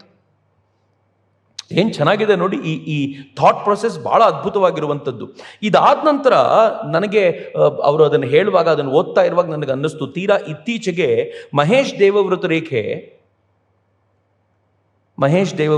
ಮರಿಬೇಡಿ ಹೆಸರನ್ನ, ಭಾಳ ಒಳ್ಳೆ ಹೆಸರು. ಯಾಕೆ ಭಾಳ ಒಳ್ಳೆ ಹೆಸರು ಅಂತಂದರೆ, ನಮ್ಮ ಕಾಲಘಟ್ಟದಲ್ಲಿ ಇದನ್ನು ಮತ್ತೊಮ್ಮೆ ಸಾಬೀತು ಮಾಡಿದ ಹುಡುಗ. ಆತನಿಗೆ 19 ವರ್ಷದ ಹುಡುಗ ಯಜುರ್ವೇದದ 2000 ಶ್ಲೋಕಗಳನ್ನು ದಂಡಪಾಠ ಕ್ರಮದಲ್ಲಿ, ದಂಡಪಾಠ ಕ್ರಮ ಅಂದರೆ ಒಂದೇ ಮಂತ್ರವನ್ನು 92 ರೀತಿಯಲ್ಲಿ ವಿಭಿನ್ನವಾಗಿ ಹೇಳಬೇಕು. ಅಷ್ಟೂ ರೀತಿಯಲ್ಲಿ ಆತ 50 ದಿನಗಳಲ್ಲಿ ಎದುರಿಗಿದ್ದ ಪಂಡಿತರಿಗೆ ಒಪ್ಪಿಸಿದ. ಅವರೆಲ್ಲರೂ ಬುಕ್ ಇಟ್ಕೊಂಡು ಅದನ್ನು ಚೆಕ್ ಮಾಡ್ತಾ ನೋಡ್ಕೊಂಡು ಹೋಗೋರು. ಅವನು ತಾನು ತನ್ನ ಮೆಮೊರಿಯಿಂದಲೇ ಒಪ್ಪಿಸ್ತಾ ಹೋಗ್ತಾ ಇದ್ದ ಅವರಿಗೆ. ಇದನ್ನ ಈ ಹಿಂದೆ ಯಾರಾದರೂ ಪ್ರೂವ್ ಮಾಡಿದ್ರೆ ಅದು ಇವತ್ತಿಗೆ 200 ವರ್ಷಗಳ ಹಿಂದೆ ನಾಸಿಕ್ನ ನಾರಾಯಣ ಶಾಸ್ತ್ರಿಗಳು ಪ್ರೂವ್ ಮಾಡಿದ್ರು. ಅದರ ನಂತರ ನಮ್ಮ ಕಾಲಘಟ್ಟದಲ್ಲಿ 19 ವರ್ಷದ ಹುಡುಗನೊಬ್ಬ ಇದನ್ನ ಸಾಬೀತು ಮಾಡಿದ. ಬಹಳ ಅಪರೂಪದ ಸಂಗತಿ ಇದು ಅಂತ. ಮಹೇಶ್ ದೇವವೃತ ರೇಖೆ. ಅದನ್ನು ಬಾಬಾ ಸಾಹೇಬರು ಅವತ್ತು ಹೇಳ್ತಾರಲ್ಲ, ತನ್ನ ಇಡೀ ಬದುಕನ್ನ ಇದಕ್ಕೋಸ್ಕರ. ಅವನಿಗೆ ಟಿವಿ ಬೇಕಾಗಿಲ್ಲ, ಅವನಿಗೆ ಮೊಬೈಲ್ ಬೇಕಾಗಿಲ್ಲ, ಅವನಿಗೆ ಹೊರಗಡೆ ಹೋಗಿ ಊಟ ಮಾಡಬೇಕು ಅಂತ ಅನ್ಸೋದಿಲ್ಲ, ಅವನಿಗೆ ನಾನು ನೀವು ಏನನ್ನ ಭೋಗಿಸ್ತೀವೋ ಅದೇನೂ ಬೇಕು ಅಂತ ಅನ್ಸೋದಿಲ್ಲ. ಅವನಿಗಿರೋದು ಒಂದೇ ಒಂದು, ಯಜುರ್ವೇದದ ಈ ಶಾಖೆಯನ್ನ ಉಳಿಸೋದು ನನ್ನ ಜೀವನದ ಗುರಿ ಅಂತ ಹಠ ಹಿಡ್ಕೊಂಡು ಅದನ್ನೇ ಮಾಡಿಬಿಟ್ನಲ್ಲ ಅಂತಂದ್ರೆ ಆ ಥರದ ಪರಂಪರೆಯ ಜನ ಇದ್ದಾರೆ ಅಂತ. ಇದು ಬಹಳ ವಿಶೇಷವಾಗಿರುವಂಥದ್ದು. ಆಮೇಲೆ ಈ ಇಡೀ ಬ್ರಾಹ್ಮಣ ಅಥವಾ ಆ ಪರಂಪರೆಯನ್ನು ಉಳಿಸೋ ಪ್ರಯತ್ನ ಹೇಗೆ ಅಂದರೆ, ಯಾರೋ ಒಬ್ಬ ಇದನ್ನು ಅಧ್ಯಯನ ಮಾಡ್ತಿರ್ತಾನೆ. ಅಧ್ಯಯನ ಮಾಡಿರೋನು ಯಾರೋ ಒಬ್ಬ ಸಿರಿವಂತರ ಮನೆಗೆ ಬರ್ತಾನೆ. ಬಂದು ಬೆಳಗ್ಗೆ ಇದನ್ನು ಪಠಣ ಮಾಡಿ ಹೋಗ್ಬೇಕಾದ್ರೆ ದಕ್ಷಿಣೆ ತಗೊಂಡು ಹೋಗ್ತಾನೆ. ಅವನು ಭಿಕ್ಷೆ ಬೇಡೋದಿಲ್ಲ. ನಾನು ಈ ಪರಂಪರೆಯ ಶಾಖೆಯಲ್ಲಿ ಇದನ್ನು ಉಳಿಸಿದ್ದಕ್ಕೆ ನೀನೇನು ಕೊಡಬೇಕು ಅದನ್ನು ಕೊಡು ಅಂತ ಅವನ ಹತ್ರ ತೆಗೆದುಕೊಂಡು ಹೋಗ್ತಾನೆ ಅಂತ. ಈ ರೀತಿಯಲ್ಲಿ ಬ್ರಾಹ್ಮಣ ಪುರೋಹಿತರ ಸಂಘಟನೆ ಇದನ್ನು ಬಲವಾಗಿ ಉಳಿಸಿತು ಅಂತ ಬಾಬಾ ಸಾಹೇಬ್ರು ಹೇಳ್ತಾರೆ. ಹಾಗಂತ ಎಲ್ಲರೂ ಇದನ್ನೇ ಮಾಡ್ತಾರಾ ಅಂತ ಕೇಳಿದರೆ ಬಾಬಾ ಸಾಹೇಬ್ರು ಹೇಳ್ತಾರೆ, ಎಲ್ಲರೂ ಇದನ್ನೇ ಮಾಡೋದಿಲ್ಲ. 2 ಥರದ ಜನ ಇರ್ತಾರೆ. ಒಬ್ಬರನ್ನ ನಾವು ಭಿಕ್ಷುಕರು ಅಂತ ಕರಿಬೋದು, ಇನ್ನೊಬ್ಬರನ್ನ ಗೃಹಸ್ಥರು ಅಂತ ಕರಿಬೋದು ಅಂತ. ಭಿಕ್ಷುಕರು ಅನ್ನೋ ಪದ ಸ್ವಲ್ಪ ಹಾರ್ಷ್ ಅನ್ಸಿದ್ರೆ ವಿರಾಗಿಗಳು ಅಂತ ತೆಗೆದುಕೋಬಹುದು. ಒಬ್ಬರನ್ನ ವಿರಾಗಿಗಳು ಅಂತ ಕರಿಬಹುದು, ಇನ್ನೊಬ್ಬರನ್ನ ನಾವು ಗೃಹಸ್ಥರು ಅಂತ ಕರಿಬಹುದು. ಇಬ್ರು ಇರ್ತಾರೆ. ಗೃಹಸ್ಥರು ಏನ್ ಮಾಡ್ತಾರೆ ಅಂತಂದ್ರೆ ಇದನ್ನೆಲ್ಲ ಅಧ್ಯಯನ ಮಾಡ್ತಿರಲ್ಲ, ಎಷ್ಟು ಬೇಕೋ ಅಷ್ಟು ತಿಳ್ಕೊಂಡಿರ್ತಾರೆ. ಉಳಿದಂತೆ ದಿನನಿತ್ಯದ ತಮ್ಮ ಕರ್ಮಗಳನ್ನ ಮಾಡಿ ತಾವು ಆಸ್ತಿಯನ್ನ ಸಂಪಾದಿಸೋದ್ರಲ್ಲಿ ನಿರತರಾಗಿರ್ತಾರೆ. ಯಾರು ಈ ವಿರಾಗಿಗಳಿರ್ತಾರೋ ಅವರು ಸ್ವಂತಕ್ಕೋಸ್ಕರ ಏನೂ ಮಾಡೋದಿಲ್ಲ. ಅವರ ಜೀವಿತಾವಧಿಯ ಗುರಿಯೇ ಇದನ್ನು ಉಳಿಸೋದಾಗಿರುತ್ತೆ. ಅವರೇನು ಮಾಡ್ತಾರೆ, ಈ ಪವಿತ್ರ ಗ್ರಂಥಗಳ ಅಧ್ಯಯನ ಮಾಡ್ತಾ ತಮ್ಮ ಧಾರ್ಮಿಕ ವಿಧಿವಿಧಾನಗಳ ಆಚರಣೆಯಲ್ಲಿ ತಮ್ಮ ಕಾಲ ಕಳೀತಾರೆ. ಅವರನ್ನು ನೋಡ್ಕೊಳ್ಳೋ ಜವಾಬ್ದಾರಿ ಈ ಗೃಹಸ್ಥರಿಗಿರುತ್ತೆ. ಏನು ಅದ್ಭುತವಾಗಿರೋ ಸಂಘಟನೆ ನೋಡಿ ಇದು. ಯಾಕೆ ಈ ಪರಂಪರೆ ಉಳ್ಕೊಂಡು ಬಂದಿದೆ ಅಂತಂದರೆ ಒಂದು ರೀಸನ್ ಇದು ಕೂಡ. ನಮಗೆ ಬ್ರಾಹ್ಮಣರ ಮೇಲೆ ಸ್ವಲ್ಪ ದ್ವೇಷ ಇರ್ಬೋದು. ಬ್ರಾಹ್ಮಣರೆಲ್ಲ ಹಾಳು ಮಾಡಿದ್ರು ಅಂತ ಎಲ್ಲ ಕಡೆಯಿಂದ 4 ನಿಟ್ಟಿನಿಂದ ಮಾತು ಕೇಳುವ ಸಂಗತಿ ಬರ್ತಿರ್ಬೋದು. ಆದರೆ ಯಾವ ಪರಂಪರೆಯನ್ನ ಇವತ್ತು ನಾವು ಹೆಮ್ಮೆಯಿಂದ ಎದೆ ಎತ್ಕೊಂಡು ಹೇಳ್ತೀವೋ ಈ ಪರಂಪರೆ ಅಂತ, ಅಥವಾ ಈ ಪರಂಪರೆ ಇವತ್ತು ಸ್ವಲ್ಪ ಶಿಥಿಲವಾಗಿದೆ ಅಂತ ಅನ್ನಿಸಿದಾಗ್ಲೂ ಕೂಡ ಇನ್ನೊಂದು 500 ವರ್ಷಗಳ ಕಾಲ ಇದನ್ನು ಉಳಿಸ್ತೀವಿ ಅಂತ ಹೇಳುವಂತ ಯಾರು ಶಕ್ತಿಯನ್ನು ಪಡ್ಕೊಂಡಿದ್ದಾರೋ ಅವರೆಲ್ಲರೂ ಈ ಪರಂಪರೆಯವರೇ. ಹೀಗೆ ಉಳಿಸ್ಕೊಂಡು ಬಂದಿದ್ದಾರೆ. ನಾವು ಅದಕ್ಕಿವತ್ತು ಅದನ್ನ ಪ್ರೌಡಾಗಿ ಹೇಳ್ಕೊಳ್ತಾ ಇದ್ದೀವಿ ಅಂತ. ಅದನ್ನು ಹೇಳಿ ಬಾಬಾ ಸಾಹೇಬರು ಹೇಳ್ತಾರೆ, ಒಬ್ಬರು ಗೃಹಸ್ಥರು ಮತ್ತೊಬ್ಬರು ವಿರಾಗಿಗಳು, ಇಬ್ಬರು ಕೆಲಸ ಬೇರೆ ಬೇರೆ ಆದರೂ ಇವ್ರ ಸಂಘಟನೆ ಹೆಂಗಿತ್ತು ಅಂತಂದ್ರೆ ಇಬ್ಬರೂ ಕಂಪಲ್ಸರಿ ಸಂಧ್ಯಾ ವಂದನೆ ಮಾಡಲೇಬೇಕು ಅಂತ ಹೇಳಿದ್ರು ಅಂತ. ಸಂಧ್ಯಾ ವಂದನೆ ಮಾಡುವಾಗಲೂ ಹೇಗೆ ಬೇರೆ ಬೇರೆ ಶಾಖೆಯವರಿಗೆ ಬೇರೆ ಬೇರೆ ಮೆಥಡ್ ಇದೆ, ಅವ್ರ ಮಂತ್ರಗಳು ಬೇರೆ ಬೇರೆ ಇವೆ. ಆದರೆ ಎಲ್ಲರಿಗೂ ಯಾವ ಶಾಖೆಯವರೇ ಆಗಿರಲಿ ಗಾಯತ್ರಿ ಮಂತ್ರ ಒಂದೇ. ಎಲ್ಲರೂ ಇದನ್ನೇ ಹೇಳಬೇಕು, ದಿನಕ್ಕೆ ಇಷ್ಟು ಬಾರಿ ಹೇಳಿ ಅವ್ರು ಸಂಧ್ಯಾ ವಂದನೆ ಮಾಡಲೇಬೇಕು ಅಂತ ಹೇಳ್ತಾ ಇದ್ರು ಅಂತ. ತಮ್ಮ ಪರಂಪರೆಯನ್ನು ಮುಂದಿನ ಪೀಳಿಗೆಗೆ ದಾಟಿಸುವಂತ ಈ ಶಕ್ತಿಯನ್ನ ಅವರು ಹೊಂದಿರ್ತಾರೆ. ಈ ಕಾರಣಕ್ಕೋಸ್ಕರ ಶ್ರುತಿ ಪರಂಪರೆ ಬಂದಿದೆ ಅಂತ. ಈಗ ಮತ್ತೊಂದು ಪ್ರಶ್ನೆ ಬಾಬಾ ಸಾಹೇಬ್ರದನ್ನು ಮತ್ತೆ ಕೇಳ್ಕೊಳ್ತಾರೆ, ವಿರಾಗಿಗಳು ಇದನ್ನು ಉಳಿಸಿದ್ದಾರೆ ಅಂತ ಆದ್ರೆ ಅಲ್ಲೂ ಕೂಡ ಭಿಕ್ಷುಗಳಿದ್ರಲ್ಲ, ಅವರು ನಾಶವಾಗಿದ್ರೆ, ಅಟ್ಯಾಕಿಗೆ ನಾಶವಾಗಿದ್ರೆ ಇವರು ನಾಶವಾಗಿರ್ಬೇಕಲ್ಲ, ಇಲ್ಲಿ ಮಾತ್ರ ಹೆಂಗ್ ಉಳಿತು, ಅಲ್ಲಿ ಹೆಂಗ್ ನಾಶ ಆಯ್ತು? These are all questions. ಯಾಕೆ ಬೌದ್ಧರು ನಾಶವಾಗಿ ಹೋದ್ರು ಅಂತ ಮೇ ಬಿ ನಮಗೆ ಅನ್ಕನ್ಸರ್ನ್ಡ್ ಅನ್ನಿಸ್ಬೋದು. ಬಟ್ ನೀವು ಹಿಸ್ಟಾರಿಕಲ್ ಪಾರ್ಟ್ಗಳನ್ನು ನೋಡ್ತಾ ಹೋದ್ರೆ ಇದನ್ನು ಸ್ವಲ್ಪ ಸೀರಿಯಸ್ ಆಗಿ ಯೋಚನೆ ಮಾಡಿದ್ರೆ ಬಾಬಾ ಸಾಹೇಬ್ರು ಇದಕ್ಕೆ ಉತ್ತರ ಕೊಡ್ತಾರೆ. ಪೌರೋಹಿತ್ಯ ನಡೆಸುವ ಕಾರ್ಯದಲ್ಲಿ ಭಿಕ್ಷುಕರು ಮತ್ತು ಗೃಹಸ್ಥರ ನಡುವೆ ಯಾವ ಅಂತರವೂ ಇಲ್ಲ. ವಿರಾಗಿಗಳು ಪೌರೋಹಿತ್ಯ ನಡೆಸ್ತಾರೆ ಮತ್ತು ಗೃಹಸ್ಥರು ನಡೆಸ್ತಾರೆ. ಇಬ್ಬರೂ ಪುರೋಹಿತರೇ. ಪುರೋಹಿತನ ಕಾರ್ಯ ಮಾಡಲಿಕ್ಕೆ ಗೃಹಸ್ಥ ಭಿಕ್ಷುಕನಿಗಿಂತ ಕಡಿಮೆ ಅಧಿಕಾರಿ ಅಂತ ಏನೂ ಇಲ್ಲ. ಅವನಿಗೆ ಸ್ವಲ್ಪ ಮಂತ್ರ ಕಡಿಮೆ ಗೊತ್ತಿದೆ, ಇವನಿಗೆ ಸ್ವಲ್ಪ ಜಾಸ್ತಿ ಗೊತ್ತಿದೆ ಅಷ್ಟೇ. ಇವನು ಮಾಡ್ಕೊಂಡು ಹೋಗ್ಬೋದು ಅದನ್ನ. ಒಂದೇ ಮಾತಿನಲ್ಲಿ ಅವನು ಯಾಕೆ ಮಾಡ್ತಾ ಇಲ್ಲ ಅಂತಂದ್ರೆ ಅವನಿಗೆ ಮಾಡ್ಲಿಕ್ಕೆ 28 ಕೆಲಸ ಇದೆ, ಅದಕ್ಕೋಸ್ಕರ ಇದನ್ನು ಮಾಡ್ತಿಲ್ಲ ಅಷ್ಟೇ. ನೀವು ಯಾರೂ ಇಲ್ಲ ಅಂದ್ರೆ, ವಿರಾಗಿಗಳೇ ಇಲ್ಲ ಅಂದ್ರೆ ಈ ಕೆಲಸ ನಾನೇ ಮಾಡ್ತೀನಿ ಅಂತ ಹೇಳಬಲ್ಲ ಅವನು ಅಂತ.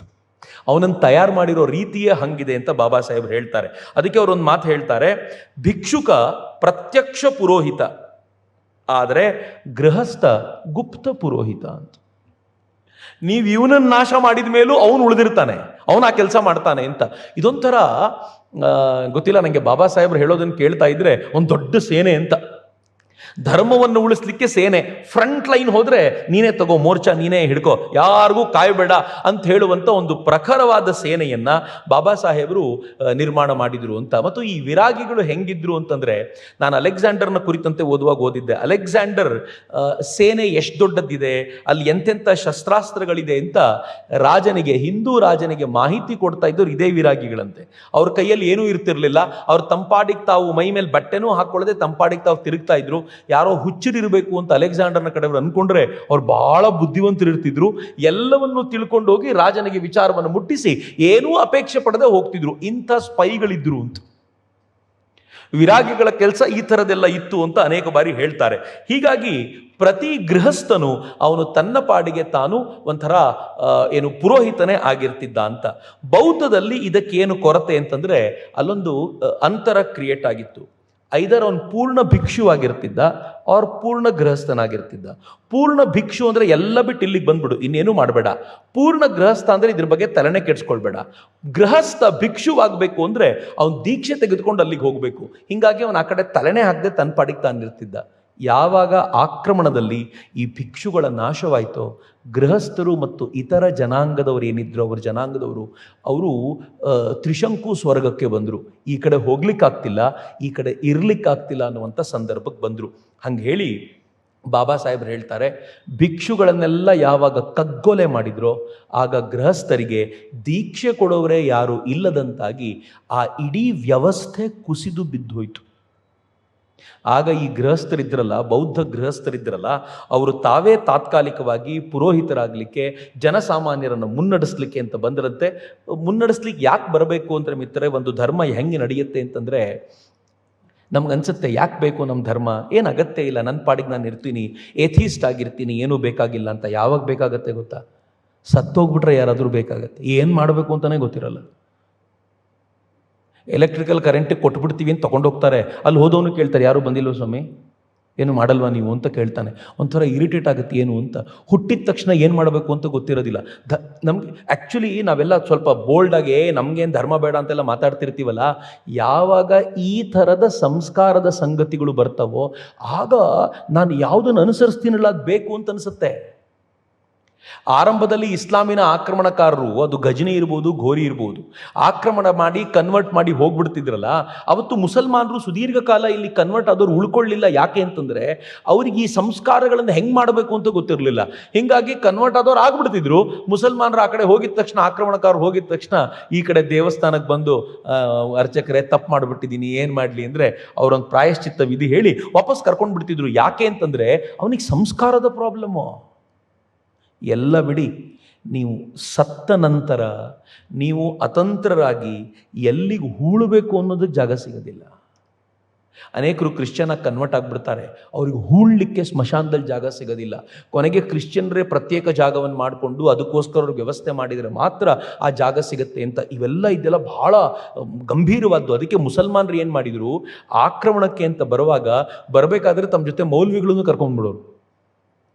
ಇಲ್ಲಿ ಕೆಲವು ದಿನಗಳ ಕಾಲ ಅವರಿದ್ದು ಆ ಮೌಲ್ವಿಗಳನ್ನು ಉಳಿಸಿ, ಆ ಮೌಲ್ವಿಗಳ ಕೈಯಲ್ಲಿ ಇವರಿಗೆ ಪ್ರಾಕ್ಟೀಸ್ ಮಾಡಿಸಿ, ಏನಾದಾಗ ಏನು ಮಾಡಬೇಕು ಅಂತ ಹೇಳಿ ಅವರನ್ನು ಅಲ್ಲೇ ಉಳಿಸಿ ಹೋಗೋದಿತ್ತಲ್ಲ.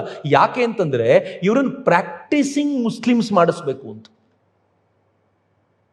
ಇಲ್ಲಿ ಪ್ರಾಬ್ಲಮ್ ಆಗಿದ್ದ ಬೌದ್ಧರಿಗೆ ಏನು ಅಂತಂದರೆ, ಪ್ರಾಕ್ಟೀಸ್ ಮಾಡಿಸ್ಬೇಕಾದವನನ್ನೇ ಕೊಂದುಬಿಟ್ಟ ಮೇಲೆ ಈಗ ಗೃಹಸ್ಥರು ಈ ರೋಲ್ ತಗೊಳ್ತಿದ್ರು. ಗೃಹಸ್ಥರಿಗೆ ಪರಿಪೂರ್ಣವಾಗಿ ಗೊತ್ತಿಲ್ಲ ಇದ್ರ ಬಗ್ಗೆ, ಅಲ್ಪ ಸ್ವಲ್ಪ ಗೊತ್ತಿತ್ತು, ಅದರಲ್ಲೇನೋ ಮಾಡಿಸ್ತಾ ಇದ್ದಾರೆ. ಈ ಅಲ್ಪ ಸ್ವಲ್ಪ ಗೊತ್ತಿದ್ದವರು ಮಾಡಿಸಿದಾಗಲೇ ಶಿಥಿಲತೆ ಬರೋದು. ನಮ್ಗೆ ಅನೇಕ ಬಾರಿ ಇದನ್ನು ಯಾಕೆ ಮಾಡಿಸ್ತಾರೆ ಅಂತಾನೆ ಗೊತ್ತಿರೋದಿಲ್ಲ. ಅದನ್ನ ಶಾಸ್ತ್ರ ಅಂತಾರವ್ರು. ಶಾಸ್ತ್ರ ಅಂದ್ರೆ ಏನು ನಮ್ಗಳ ಭಾಷೆಯಲ್ಲಿ ಅಂತಂದ್ರೆ, ನಮ್ಮ ಅಪ್ಪ ಮಾಡಿದ್ರು ಅದಕ್ಕೆ ನಾನು ಮಾಡ್ತಿದ್ದೀನಿ ಅಂತ. ನಮ್ಮ ಅಪ್ಪನ ಕೇಳಿ ಯಾಕೆ ಅಂದ್ರೆ ನಮ್ಮ ತಾತ ಮಾಡಿದ್ರು ಅದಕ್ಕೆ ಮಾಡಿದ್ದೀನಿ ಅಂತ. ಸೊ ಇದು ಶಾಸ್ತ್ರವಾಗಿ ಡೆವಲಪ್ ಆಗುತ್ತೆ ಅಂತ. ಬಟ್ ವಾಸ್ತವವಾಗಿ ಯಾವಾಗ ಗೈಡ್ ಮಾಡೋರು ಯಾರು ಇಲ್ವೋ, ಬೌದ್ಧ ಗೃಹಸ್ಥರ ಇದನ್ನು ಗೈಡ್ ಮಾಡ್ಲಿಕ್ಕೆ ಶುರು ಮಾಡಿದ ನಂತರ ಅಲ್ಲೊಂದು ದೊಡ್ಡ ಗ್ಯಾಪ್ ಕ್ರಿಯೇಟ್ ಆಯ್ತಲ್ಲ. ಆ ಗೃಹಸ್ಥರು ಹೆಂಗಿದ್ರು ಅಂತಂದ್ರೆ, ಆಲ್ರೆಡಿ 28 ಉದ್ಯೋಗಗಳಲ್ಲಿ ಎಂಗೇಜ್ ಆಗಿದ್ರು. ಅವ್ರದ್ದು ಒಂದಷ್ಟು ಕಮಿಟ್ಮೆಂಟ್ಗಳಿದ್ವು. ಇದೇ ಕೆಲಸವನ್ನು ಪೂರ್ಣ ಪ್ರಮಾಣದಲ್ಲಿ ಮಾಡ್ಲಿಕ್ಕಾಗೋದಿಲ್ಲ, ಅದನ್ನು ಬಿಟ್ಟು ಬರ್ಲಿಕ್ಕಾಗೋದಿಲ್ಲ. ಯಾರಾದರೂ ಕರೆದಾಗ ಪುರೋಹಿತರಂತ ಇರ್ತಿದ್ರು, ಬಿಟ್ಟಾಗ ತಮ್ಮ ಕೆಲಸಕ್ಕೆ ಹೋಗ್ಬಿಡ್ತಿದ್ರು. ಹೀಗಾಗಿ ಅವರಿಗೆ ಇದರ ಕುರಿತು ಆಳವಾದ ಅಧ್ಯಯನ ಚಿಂತನೆ ಸಾಧ್ಯವಾಗದೆ ಅವ್ರ ಎದುರುಗಡೆ ಪ್ರಬಲವಾಗಿದ್ದಂಥ ಸನಾತನ ಧರ್ಮದ ಎದುರಿಗೆ ಇದು ನಿಂತುಕೊಳ್ಳಲಿಕ್ಕೆ ಸಾಧ್ಯವಾಗಲಿಲ್ಲ ಅಂತ ಬಾಬಾ ಸಾಹೇಬರು ಹೇಳ್ತಾರೆ. ಹಂಗೇಳಿ ಅದು ಬೌದ್ಧ ಪತನ ತಡೆಯುವಂಥ ವಿಶ್ವಾಸ ಅವರಿಗೆ ಇರಲಿಲ್ಲ ಅಂತ ಹಂಗೇಳಿ ಬಾಬಾ ಸಾಹೇಬರು ಒಂದು ಒಂದು ಒಂದು ಎಚ್ಚರಿಕೆಯನ್ನು ಕೊಡ್ತಾರೆ. ಬಾಬಾ ಸಾಹೇಬರಿಗೆ ಬೌದ್ಧ ಧರ್ಮದ ಮೇಲೆ ಭಾಳ ಪ್ರೀತಿ. ಅದಕ್ಕೆ ಅವ್ರು ಏನು ಹೇಳ್ತಾರೆ ಅಂದರೆ, ಬೌದ್ಧ ಧರ್ಮಕ್ಕಿಂತಲೂ ಬ್ರಾಹ್ಮಣ ಧರ್ಮ ಶ್ರೇಷ್ಠ ಅನ್ನೋ ಕಾರಣಕ್ಕೆ ಅದು ಉಳಿತು ಅಂತ ತಿಳ್ಕೊಳ್ಬೇಡಿ ಅಂತ ಬಾಬಾ ಸಾಹೇಬರು ಎಚ್ಚರಿಕೆ ಕೊಡ್ತಾರೆ. ಕೊಟ್ಟು ಹೇಳ್ತಾರೆ, ಬದಲಿಗೆ ಪುರೋಹಿತ ಸಂಘಟನೆಯ ಕಾರಣಕ್ಕೆ ಅದು ಉಳ್ಕೊಳ್ತು, ಬದುಕಿದ ಪ್ರತಿ ಬ್ರಾಹ್ಮಣ ಅವರದ್ರೊಳಗೆ ಪುರೋಹಿತನಾಗ್ಬಿಟ್ಟ ಅಂತ ಬಾಬಾ ಸಾಹೇಬರು ಹೇಳ್ತಾರೆ. ಆದರೆ ಬ್ರಾಹ್ಮಣ ಸಮಾಜಕ್ಕೆ ಅಥವಾ ಬ್ರಾಹ್ಮಣ ಧರ್ಮಕ್ಕೆ, ಬ್ರಾಹ್ಮಣ ಸಮಾಜ ಅಂತ ನಾನು ಕರೆಯಲ್ಲ, ಬಾಬಾ ಸಾಹೇಬರ ಪದ ಬಳಸಿರೋದ್ರಿಂದ ಹೇಳ್ತೀನಿ ಅಷ್ಟೇ. ಎಲ್ಲೆಲ್ಲಿ ನಾನು ಬ್ರಾಹ್ಮಣ ಅಂತ ಹೇಳ್ತೀನೋ ಅದು ಹಿಂದೂ ಸಮಾಜ. ಹಿಂದೂ ಸಮಾಜದ ಒಂದು ಶಕ್ತಿ ಏನು ಅಂತಂದರೆ ಪ್ರತಿಭಟಿಸುವ ಮತ್ತು ಸಟೆದು ನಿಲ್ಲುವಂಥ ಒಂದು ಶಕ್ತಿ ಇತ್ತು ಅದಕ್ಕೆ. ಈ ಶಕ್ತಿ ಹೇಗಿತ್ತು ಅಂತಂದರೆ ಪರಿಸ್ಥಿತಿಗಳೊಂದಿಗೆ ಸಂಘರ್ಷ ನಡೆಸುವಂಥ ತಾಕತ್ತು ಅದಕ್ಕಿತ್ತು. ತನ್ನಂತಾನು ಉಳಿಸ್ಕೊಳ್ಳಿಕ್ಕೋಸ್ಕರ ಯಾವ ಹಂತಕ್ಕೆ ಬೇಕಿದ್ರೂ ಹೋಗ್ತಿತ್ತು ಮತ್ತು ಕಾಲಕ್ರಮದಲ್ಲಿ ಆಯಾ ಕಾಲಕ್ಕೆ ತಕ್ಕಂತೆ ತನ್ನ ಹೊರ ಆವರಣವನ್ನು ಬದಲಾಯಿಸಿಕೊಳ್ಳುವ ಸಾಮರ್ಥ್ಯ ಇತ್ತು. ಅಂತರಂಗದಲ್ಲಿ ಬದಲಾಗೋದಿಲ್ಲ, ಅದು ಬ್ರಹ್ಮತತ್ವವೇ. ಆದರೆ ಹೊರಗಡೆ ಏನೇನು ಬದಲಾವಣೆ ಆಯಾ ಕಾಲಘಟ್ಟದಲ್ಲಿ ಬೇಕೋ ಮಾಡ್ಕೊಳ್ತಿತ್ತು. ಉದಾಹರಣೆಗೆ ಇಸ್ಲಾಮಿನ ಆಕ್ರಮಣದ ಕಾಲಕ್ಕೆ ನಮ್ಮ ಹೆಣ್ಮಕ್ಕಳನ್ನ ಮನೆಯಿಂದ ಆಚೆ ಬಿಡಬಾರ್ದು, ಶಾಸ್ತ್ರ ಆಗ್ಬಿಡ್ತದ, ಎಲ್ಲೂ ಇರಲಿಲ್ಲ ಹಂಗೆ. ಆದರೆ ಅದೊಂಥರ ಶಾಸ್ತ್ರ ಆಗ್ಬಿಡ್ತು. ಮುಸಲ್ಮಾನರು ಬಂದು ಈ ದೇಶದ ಹೆಣ್ಣು ಮಕ್ಕಳನ್ನು ಅಪಹರಿಸ್ಕೊಂಡು ಹೋಗ್ತಾರೆ, ಅವ್ರನ್ನ ಜನಾನದಲ್ಲಿ ಕೂಡ ಹಾಕ್ತಾರೆ ಅಂತಂದಾಗ ಹೆಣ್ಮಕ್ಳು ಜೌಹರ್ ಮಾಡ್ತಿದ್ರು, ಶಾಸ್ತ್ರ ಆಗ್ಬಿಡ್ತದ. ಅದು ಸಹಜವಾಗಿ ಸೇರ್ಕೊಳ್ತು. ಮುಸಲ್ಮಾನರ ಭಯಭೀತಿ ಹೋದ ನಂತರವೂ ಕೂಡ ಹೆಣ್ಣು ಮಕ್ಕಳನ್ನ ಸತಿ ಕಳಿಸುವಂತ ಪದ್ಧತಿ ವ್ಯಾಪಕವಾಗಿ ಉಳ್ಕೊಂಡಿತ್ತು. ಯಾಕೆ ಅಂತಂದ್ರೆ ಅದು ಸಹಜವಾಗಿ ಸೇರ್ಕೊಂಡ್ಬಿಡ್ತು. ಎಷ್ಟು ಸಹಜವಾಗಿ ಅದನ್ನ ಶಾಸ್ತ್ರ ಅಂತ ಕರಿತಿದ್ದ ಜನ ಕೊನೆಗೊಂದು ದಿನ ಇದು ಒಳ್ಳೆಯದಲ್ಲ ಅಂತ ಗೊತ್ತಾದಾಗ, ಅನೇಕರು ಅದನ್ನು ತಿಳಿ ಹೇಳಿದಾಗ, ಒಂದು ಕಾನೂನು ತಂದಾಗ ಕೊಡವುಕೊಂಡು ಎದ್ದು ಬಿಟ್ರು. ಸಾಧ್ಯ ಆಗೋದಿಲ್ಲ ರೀ ಇದು. ಅತ್ಯಂತ ಕೆಟ್ಟ ಪರಂಪರೆ ಇದು ಅಂತ ಗೊತ್ತಾದಾಗ ಅದು ನಮ್ಮ ಶಾಸ್ತ್ರ ಹೇಳಿದೆ ಅನ್ನೋ ಕಾರಣಕ್ಕೋಸ್ಕರ ಬಿಡ್ಲಿಕ್ಕೆ ಒಪ್ಕೊಳ್ಳಲ್ಲ. ಬಿಡೋದು ಬಹಳ ಕಷ್ಟ. ಟ್ರಿಪಲ್ ತಲಾಖನ್ನು ತೆಗಿಬೇಕಾದ್ರೆ ಎಷ್ಟು ಕಷ್ಟ ಆಯಿತು ಅಂತ ನಿಮಗೆ ಅಂದಾಜಾಗ್ಬೋದು. ಅದು ಸರಿಯಲ್ಲ ಅನ್ನೋದು ಎಲ್ರಿಗೂ ಗೊತ್ತಿರುವಂಥ ಸಂಗತಿಯೇ. ಇಡೀ ದೇಶ ಅದನ್ನು ಚರ್ಚೆ ಮಾಡ್ತು, ತೆಗಿಬೇಕು ಅಂತ. ಎಷ್ಟು ಸಮಸ್ಯೆ ಆಯಿತು ಅದರಿಂದ. ಅಂದರೆ ಬಿಡಬೇಕಾದ್ರೆ ಬಹಳ ಕಷ್ಟ ಇದೆ. ಆದರೆ ಭಾರತ ಅಥವಾ ಹಿಂದೂ ಧರ್ಮ ಇದನ್ನು ಸಹಜವಾಗಿ ಬಿಟ್ಟು ಕೊಡವುಕೊಳ್ಳಲಿಕ್ಕೆ ಸಾಧ್ಯವಾಯಿತು ಅಂತ ಆರ್ ಸಿ ಮಜುಮ್ದಾರ್ ತಮ್ಮ ಸಂಪುಟದಲ್ಲಿ, ಅವರ ಒಟ್ಟಾರೆ ಸಂಪುಟ ಭಾರತೀಯ ವಿದ್ಯಾಭವನ ಏನು ಪ್ರಕಟಿಸಿದೆ ಅದರಲ್ಲಿ 10ನೇ ಸಂಪುಟದಲ್ಲಿ ಧರ್ಮದರ್ಶನ ಅನ್ನುವಂಥ ಒಂದು ವಿಭಾಗದಲ್ಲಿ ತುಂಬ ಚೆನ್ನಾಗಿ ಹೇಳ್ತಾರೆ. ನಾನು ಕೋಟ್ ಮಾಡ್ತೀನಿ ಇದನ್ನು. ಬ್ರಾಹ್ಮಣ ಧರ್ಮ ತನಗೆ ಪ್ರತಿಸ್ಪರ್ಧಿಯಾದ ಸಶಕ್ತ ಧಾರ್ಮಿಕ ಪಂಥಗಳನ್ನು ತನ್ನೊಳಕ್ಕೆ ಸೇರಿಸಿಕೊಳ್ಳುವುದರ ಮೂಲಕ ತನ್ನ ಧಾರ್ಮಿಕ ಔದಾರ್ಯ ತೋರುತ್ತಲೇ ಬಂದಿದೆ. ಇದು ವೈಶಿಷ್ಟ್ಯ ಅಂತ. ಸನಾತನ ಧರ್ಮದ ವೈಶಿಷ್ಟ್ಯ ಏನು ಅಂತಂದರೆ, ನಿಮ್ದೇನೋ ಬೇರೆ ಪಂಥ ಇರುತ್ತೆ, ಈ ಪಂಥವನ್ನು ನೋಡುತ್ತೆ, ಈ ಪಂಥ ನನ್ನ ಮೂಲ ವಿಚಾರಕ್ಕೆ ಧಕ್ಕೆ ತರೋದಿಲ್ಲ ಅಂತ ಗೊತ್ತಾದ ತಕ್ಷಣ ಬಾ ನೀನು ನನ್ನೊಳಗೆ ಸೇರಿಸ್ಕೊಂಡ್ಬಿಡತ್ತೆ ಅಂತ. ಯಾರ್ಯಾರನ್ನ ಸೇರಿಸ್ಕೊಂಡಿದೆ ಅಂತಂದ್ರೆ ಆರ್ ಸಿ ಮಜುಮ್ದಾರ್ ಹೇಳ್ತಾರೆ, ಅದು ಹಿಂದೆ ಕೃಷ್ಣ ವಾಸುದೇವ ರುದ್ರ ಶಿವ ಪಂಥಗಳನ್ನು ತನ್ನ ತೆಕ್ಕೆಗೆ ತೆಗೆದುಕೊಂಡಿತ್ತು. ಇವ್ರು ಹೇಳ್ತಾರೆ ನಾವು ಪ್ರತ್ಯೇಕದವರು ಅಂತ. ಕರೆಕ್ಟು, ನೀವು ಪ್ರತ್ಯೇಕವೇ. ಆದರೆ ಹಿಂದೂ ಧರ್ಮದ ವೈಶಾಲ್ಯ ಎಂಥದ್ದು ಅಂತಂದ್ರೆ ಎಲ್ಲರನ್ನೂ ತನ್ನೊಳಗೆ ಸ್ವೀಕರಿಸಬಲ್ಲಂತ ಸ್ಥಿತಿ ಅದರದ್ದು. ಆನಂತರ ಈಗೇನಾಯ್ತು, ರಾಮ ಕೃಷ್ಣರನ್ನ ತೆಗೆದುಕೊಂಡಿದ್ದ ಈ ಪಂಥ, ಈ ಶಿವ ಮತ್ತು ರುದ್ರರನ್ನ ತೆಗೆದುಕೊಂಡ ಪಂಥ ಈಗ ಬುದ್ಧನನ್ನೂ ತೆಕ್ಕೆಗೆ ಹಾಕೊಂಡು ಏನಂದ್ಬಿಡ್ತು, ಬುದ್ಧ ಇವನು ವಿಷ್ಣುವಿನ ಅವತಾರ ಅಂದ್ಬಿಡ್ತು. ಉದ್ದಕ್ಕೂ ವಿರೋಧ ಮಾಡ್ಕೊಂಡು ಬಂತು ಬುದ್ಧನ. ಆದರೆ ತನ್ನ ಮೂಲ ಸತ್ವಕ್ಕೆ ಇದರಿಂದ ಧಕ್ಕೆ ಎಲ್ಲ, ಇದು ನನ್ನದ್ದೇ ಶಿಶು ಈ ಧರ್ಮ ಅಂತ ಗೊತ್ತಾದ ತಕ್ಷಣ ಬುದ್ಧನನ್ನು ಅವತಾರ ಮಾಡಿಬಿಡ್ತಲ್ಲ. ಯಾವ ಧರ್ಮಕ್ಕಿಟ್ಟು ಸಾಮರ್ಥ್ಯ ಇದೆ ಹೇಳಿ? ಈ ಹಿಂದೂ ಧರ್ಮದ ವೈಶಾಲ್ಯ ಇದು. ಯಾಕೆ ಹಿಂದೂ ಧರ್ಮ ಉಳಿತು ಅಂತ ಕೇಳುವಾಗ ಇದೂ ಕೂಡ ಅದರ ಒಂದು ಶಕ್ತಿ ಅಂತ ಆರ್ ಸಿ ಮಜುಮ್ದಾರ್ ಹೇಳ್ತಾರೆ. ಮುಂದುವರಿಸಿ ಅವ್ರು ಏನು ಹೇಳ್ತಾರೆ ಅಂತಂದ್ರೆ, ಮಹಾಯಾನ ಮತ್ತು ಬ್ರಾಹ್ಮಣ ಧರ್ಮ ಸಿದ್ಧಾಂತಗಳು ಒಂದಕ್ಕೊಂದು ಎಷ್ಟು ಹತ್ರ ಆಗ್ಬಿಟ್ವು ಅಂದ್ರೆ, ಅವೆರಡು ಒಂದಕ್ಕೊಂದು ಭೇದವಿಲ್ಲದಂತೆ ಆಗ್ಬಿಟ್ವು ಅಂದರೆ, ಬೌದ್ಧ ಧರ್ಮದಲ್ಲಿ ಶ್ರದ್ಧೆ, ಭಕ್ತಿ, ವಿವಿಧ ದೇವತಾ ಮೂರ್ತಿಗಳ ಪೂಜೆ, ಸಂಸ್ಕೃತ ಮಂತ್ರಗಳ ಬಳಕೆ ಈ ಕಾರಣಕ್ಕೆ ಸೇರ್ಕೊಳ್ತು. ಮತ್ತು ಹಿಂದೂ ಧರ್ಮದಲ್ಲಿ ಅಥವಾ ಬ್ರಾಹ್ಮಣ ಧರ್ಮದಲ್ಲಿ ಅಹಿಂಸಾ ತತ್ವ ವ್ಯಾಪಕವಾಗಿ ಬಂದು ಆಹಾರದಲ್ಲೂ ಅಹಿಂಸೆ ಆಚರಿಸಬೇಕು ಅಂತ ಮಹಾಯಾನದ ಪ್ರಭಾವದಿಂದ ಬಂತು ಅಂತ. ಅಷ್ಟು ಕ್ಲೋಸ್ ಆಗ್ಬಿಟ್ರಿ ಇಬ್ರು ಅಂತ. ನಾವಿಬ್ರು ಕಿತ್ತಾಡ್ತಿದ್ದವರು, ನಾವಿಬ್ರು ಅಂದರೆ ಬೌದ್ಧ ಧರ್ಮ ಮತ್ತು ಬ್ರಾಹ್ಮಣ ಧರ್ಮ ಕಿತ್ತಾಡ್ತಾ ಇದ್ದವರು ಎಷ್ಟು ಸಹಜವಾಗಿ ಹತ್ತಿರಕ್ಕೆ ಬಂದು ನಿಂತು ಬಿಡ್ತು ಅಂತಂದರೆ ಇಲ್ಲಿವರೆಗೂ ಬಂತು ಅಂತ. ಸೊ ಬೌದ್ಧ ಧರ್ಮ ಸದ್ದಿಲ್ಲದೆ ಬ್ರಾಹ್ಮಣ ಧರ್ಮವನ್ನು ಸೇರ್ಕೊಂಡ್ಬಿಡ್ತು. ಎಲ್ಲಿಗೆ ಹೋಯ್ತು ಬೌದ್ಧ ಧರ್ಮ ಅಂತ ಕೇಳಿದರೆ ನಾಶ ಆಗಲಿಲ್ಲ ಭಾರತದಲ್ಲಿ. ಇದು ಬ್ರಾಹ್ಮಣ ಧರ್ಮಾಂತರ್ಗತವಾಗೋಯ್ತು, ಅಂತರ್ಗತವಾಗಿ ಸೇರ್ಕೊಳ್ತು. ಅದಕ್ಕೆ ಸ್ವಾಮಿ ವಿವೇಕಾನಂದರು ಹೇಳ್ತಾರಲ್ಲ, ತನ್ನಿಂದ ಹುಟ್ಟಿರುವ ಬ್ರಾಹ್ಮಣ ಧರ್ಮವನ್ನು ತಾನೇ ಸ್ವೀಕಾರ ಮಾಡಿಬಿಡ್ತು ಹಿಂದೂ ಧರ್ಮ. ಅದು ಹಿಂದೂ ಧರ್ಮದ ವೈಶಿಷ್ಟ್ಯ ಅಂತ ಈ ದೃಷ್ಟಿಯಲ್ಲಿ ಸ್ವಾಮಿ ವಿವೇಕಾನಂದರು ಹೇಳೋದು. ಹಿಂಗೆ ಹೇಳಿದ ಬಾಬಾ ಸಾಹೇಬ್ರು ಹೇಳ್ತಾರೆ, ಬಂಗಾಳದಲ್ಲಿ ಬುದ್ಧನನ್ನು, ಇದನ್ನು ಆರ್ ಸಿ ಮಜುಮ್ದಾರ್ ಹೇಳೋದು, ಬಂಗಾಳದಲ್ಲಿ ಬುದ್ಧನನ್ನು ಶಿವ ವಿಷ್ಣು ಅಂತ ಪೂಜಿಸ್ತಾರೆ, ಜಾವಾದಲ್ಲಿ ಶಿವ ಮತ್ತು ಬುದ್ಧ ಇಬ್ರು ಒಂದೇ ಅಂತ ಹೇಳ್ತಾರೆ.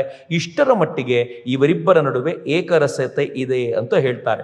ಇದಾದ ನಂತರ ಬಾಬಾ ಸಾಹೇಬರು ಇಷ್ಟನ್ನು ಹೇಳಿ ಇದಕ್ಕೆ ಮುಂದುವರೆದ ಭಾಗವಾಗಿ ಹೇಳ್ತಾರೆ. ನಾನು ಆರಂಭದಲ್ಲೇ ಹೇಳಿದ್ನಲ್ಲ, ಮೊದಲನೇ ಕಾರಣ ಯಾವುದು ಅಂತಂದರೆ ಬ್ರಾಹ್ಮಣ ರಾಜರು ಇವ್ರಿಗೆ ತುಂಬ ಕಿರುಕುಳ ಕೊಟ್ಟರು ಅಂತ. ಬಾಬಾ ಸಾಹೇಬ್ರು ಇದನ್ನು ಸ್ವಲ್ಪ ಎಕ್ಸ್ಪ್ಲೈನ್ ಮಾಡ್ತಾರೆ. ಹೆಂಗೆ ಎಕ್ಸ್ಪ್ಲೈನ್ ಮಾಡ್ತಾರೆ ಅಂತಂದರೆ, ಬುದ್ಧನ ಅನುಯಾಯಿಗಳು ಸಾಮ್ರಾಜ್ಯ ರಚನೆ ಮಾಡಿದ್ದವ್ರು ಯಾರು ಅಂತಂದರೆ ಮೌರ್ಯ ಸಾಮ್ರಾಜ್ಯದ ಕಾಲದಲ್ಲಿ. ಇನ್ಫ್ಯಾಕ್ಟ್ ಮೌರ್ಯ ಸಾಮ್ರಾಜ್ಯ ಬಂದಿದ್ಯಾ ಹೇಗೆ ಅಂತಂದರೆ, ಅನಾರ್ಯನಾಗಿದ್ದ, ಬಾಬಾ ಸಾಹೇಬ್ರು ಹೇಳ್ತಾರೆ, ಅನಾರ್ಯನಾಗಿದ್ದ ಶಿಶುನಾಗ, ಮಗಧ ಸಾಮ್ರಾಜ್ಯದ ಶಿಶುನಾಗನನ್ನ ಮೌರ್ಯ ಸಾಮ್ರಾಜ್ಯ ಸ್ಥಾಪಿಸಿದ ಚಂದ್ರಗುಪ್ತ ಮೌರ್ಯ ಪದಚ್ಯುತಗೊಳಿಸಿ ತಾನು ಅಧಿಕಾರಕ್ಕೆ ಬರ್ತಾನೆ. ಚಂದ್ರಗುಪ್ತ ಮೌರ್ಯನೂ ಕೂಡ ಅನಾರ್ಯ ಅಂತ ಹೇಳ್ತಾರೆ. ಅನಾರ್ಯನಾಗಿದ್ದ ಶಿಶುನಾಗನನ್ನ ಅನಾರ್ಯನಾಗಿದ್ದ ಚಂದ್ರಗುಪ್ತ ಮೌರ್ಯ ಕೆಳಗಿಳಿಸಿ ತಾನು ಪಟ್ಟಕ್ಕೆ ಕೂತ್ಕೊಳ್ತಾನೆ. ಇಂಟ್ರೆಸ್ಟಿಂಗ್ಲಿ ಇವನನ್ನು ಪಟ್ಟಕ್ಕೆ ಕೂರಿಸ್ಲಿಕ್ಕೆ ಪೂರ್ಣ ಸಹಕಾರ ಮಾಡೋದು ಆರ್ಯನಾಗಿದ್ದ ಚಾಣಕ್ಯ. ಇವೆಲ್ಲ ಎಷ್ಟು ಚೆನ್ನಾಗಿದೆ ಅಂತಂದರೆ, ನೀವು ಭಾರತವನ್ನು ಹೇಗೆ ನೀವು ನೋಡ್ತೀರಾ ಅಂತ ಭಾಳ ಕಷ್ಟ. ಭಾರತವನ್ನು ಹೊರಗಡೆಯಿಂದ ನೋಡೋದಿದೆಯಲ್ಲ, ಏನೇನೂ ಅರ್ಥ ಆಗಲ್ಲ. ಒಳಗಡೆ ಇದ್ದ ನಮಗೆ ಕನ್ಫ್ಯೂಸ್ ಆಗಿಬಿಡುತ್ತೆ ಇವೆಲ್ಲ ನೋಡ್ತಿದ್ರೆ, ಹೆಂಗಪ್ಪ ಸಾಧ್ಯ ಅಂತ. ಇನ್ನು ಹೊರಗಡೆಯಿಂದ ಯಾವನೋ ಬಂದು ಭಾರತವನ್ನು ಅರ್ಥ ಮಾಡ್ಕೊಳ್ಳೋದು ಹೇಗೆ ಸಾಧ್ಯ ಅಂತ. ಸೊ ಶಿಶುನಾಗನನ್ನು ತೆಗೆದು ಚಂದ್ರಗುಪ್ತ ಮೌರ್ಯ ಬಂದ. ಚಂದ್ರಗುಪ್ತ ಮೌರ್ಯನ ವಂಶದಲ್ಲೇ ಬಂದ ಅಶೋಕ ಪರಿಪೂರ್ಣನಾಗಿ ಬುದ್ಧ ಮತಕ್ಕೆ ತನ್ನಂತಾನು ಅರ್ಪಿಸಿಕೊಂಡು ಅವನೇನು ಮಾಡ್ದ, ಬ್ರಾಹ್ಮಣ ಧರ್ಮಕ್ಕೆ ಕೊಟ್ಟಂಥ ರಾಜಾಶ್ರಯವನ್ನು ತೆಗೆದು ಅದನ್ನು ಬೌದ್ಧ ಧರ್ಮಕ್ಕೆ ಕೊಟ್ಟ. ಬಾಬಾ ಸಾಹೇಬ್ರು ಹೇಳ್ತಾರೆ, ತಿಕ್ಕಾಟಗಳು ಶುರುವಾಗಿದ್ದು ಈ ಮೌರ್ಯ ವಂಶದ ಕಾಲಕ್ಕೆ ಅಂತ. ಅವರು ಇದರಿಂದಾಗಿ ಈ ಸನಾತನ ಧರ್ಮೀಯರು ಅಧೀನ ಸ್ಥಾನಕ್ಕೆ ಬಂದರು.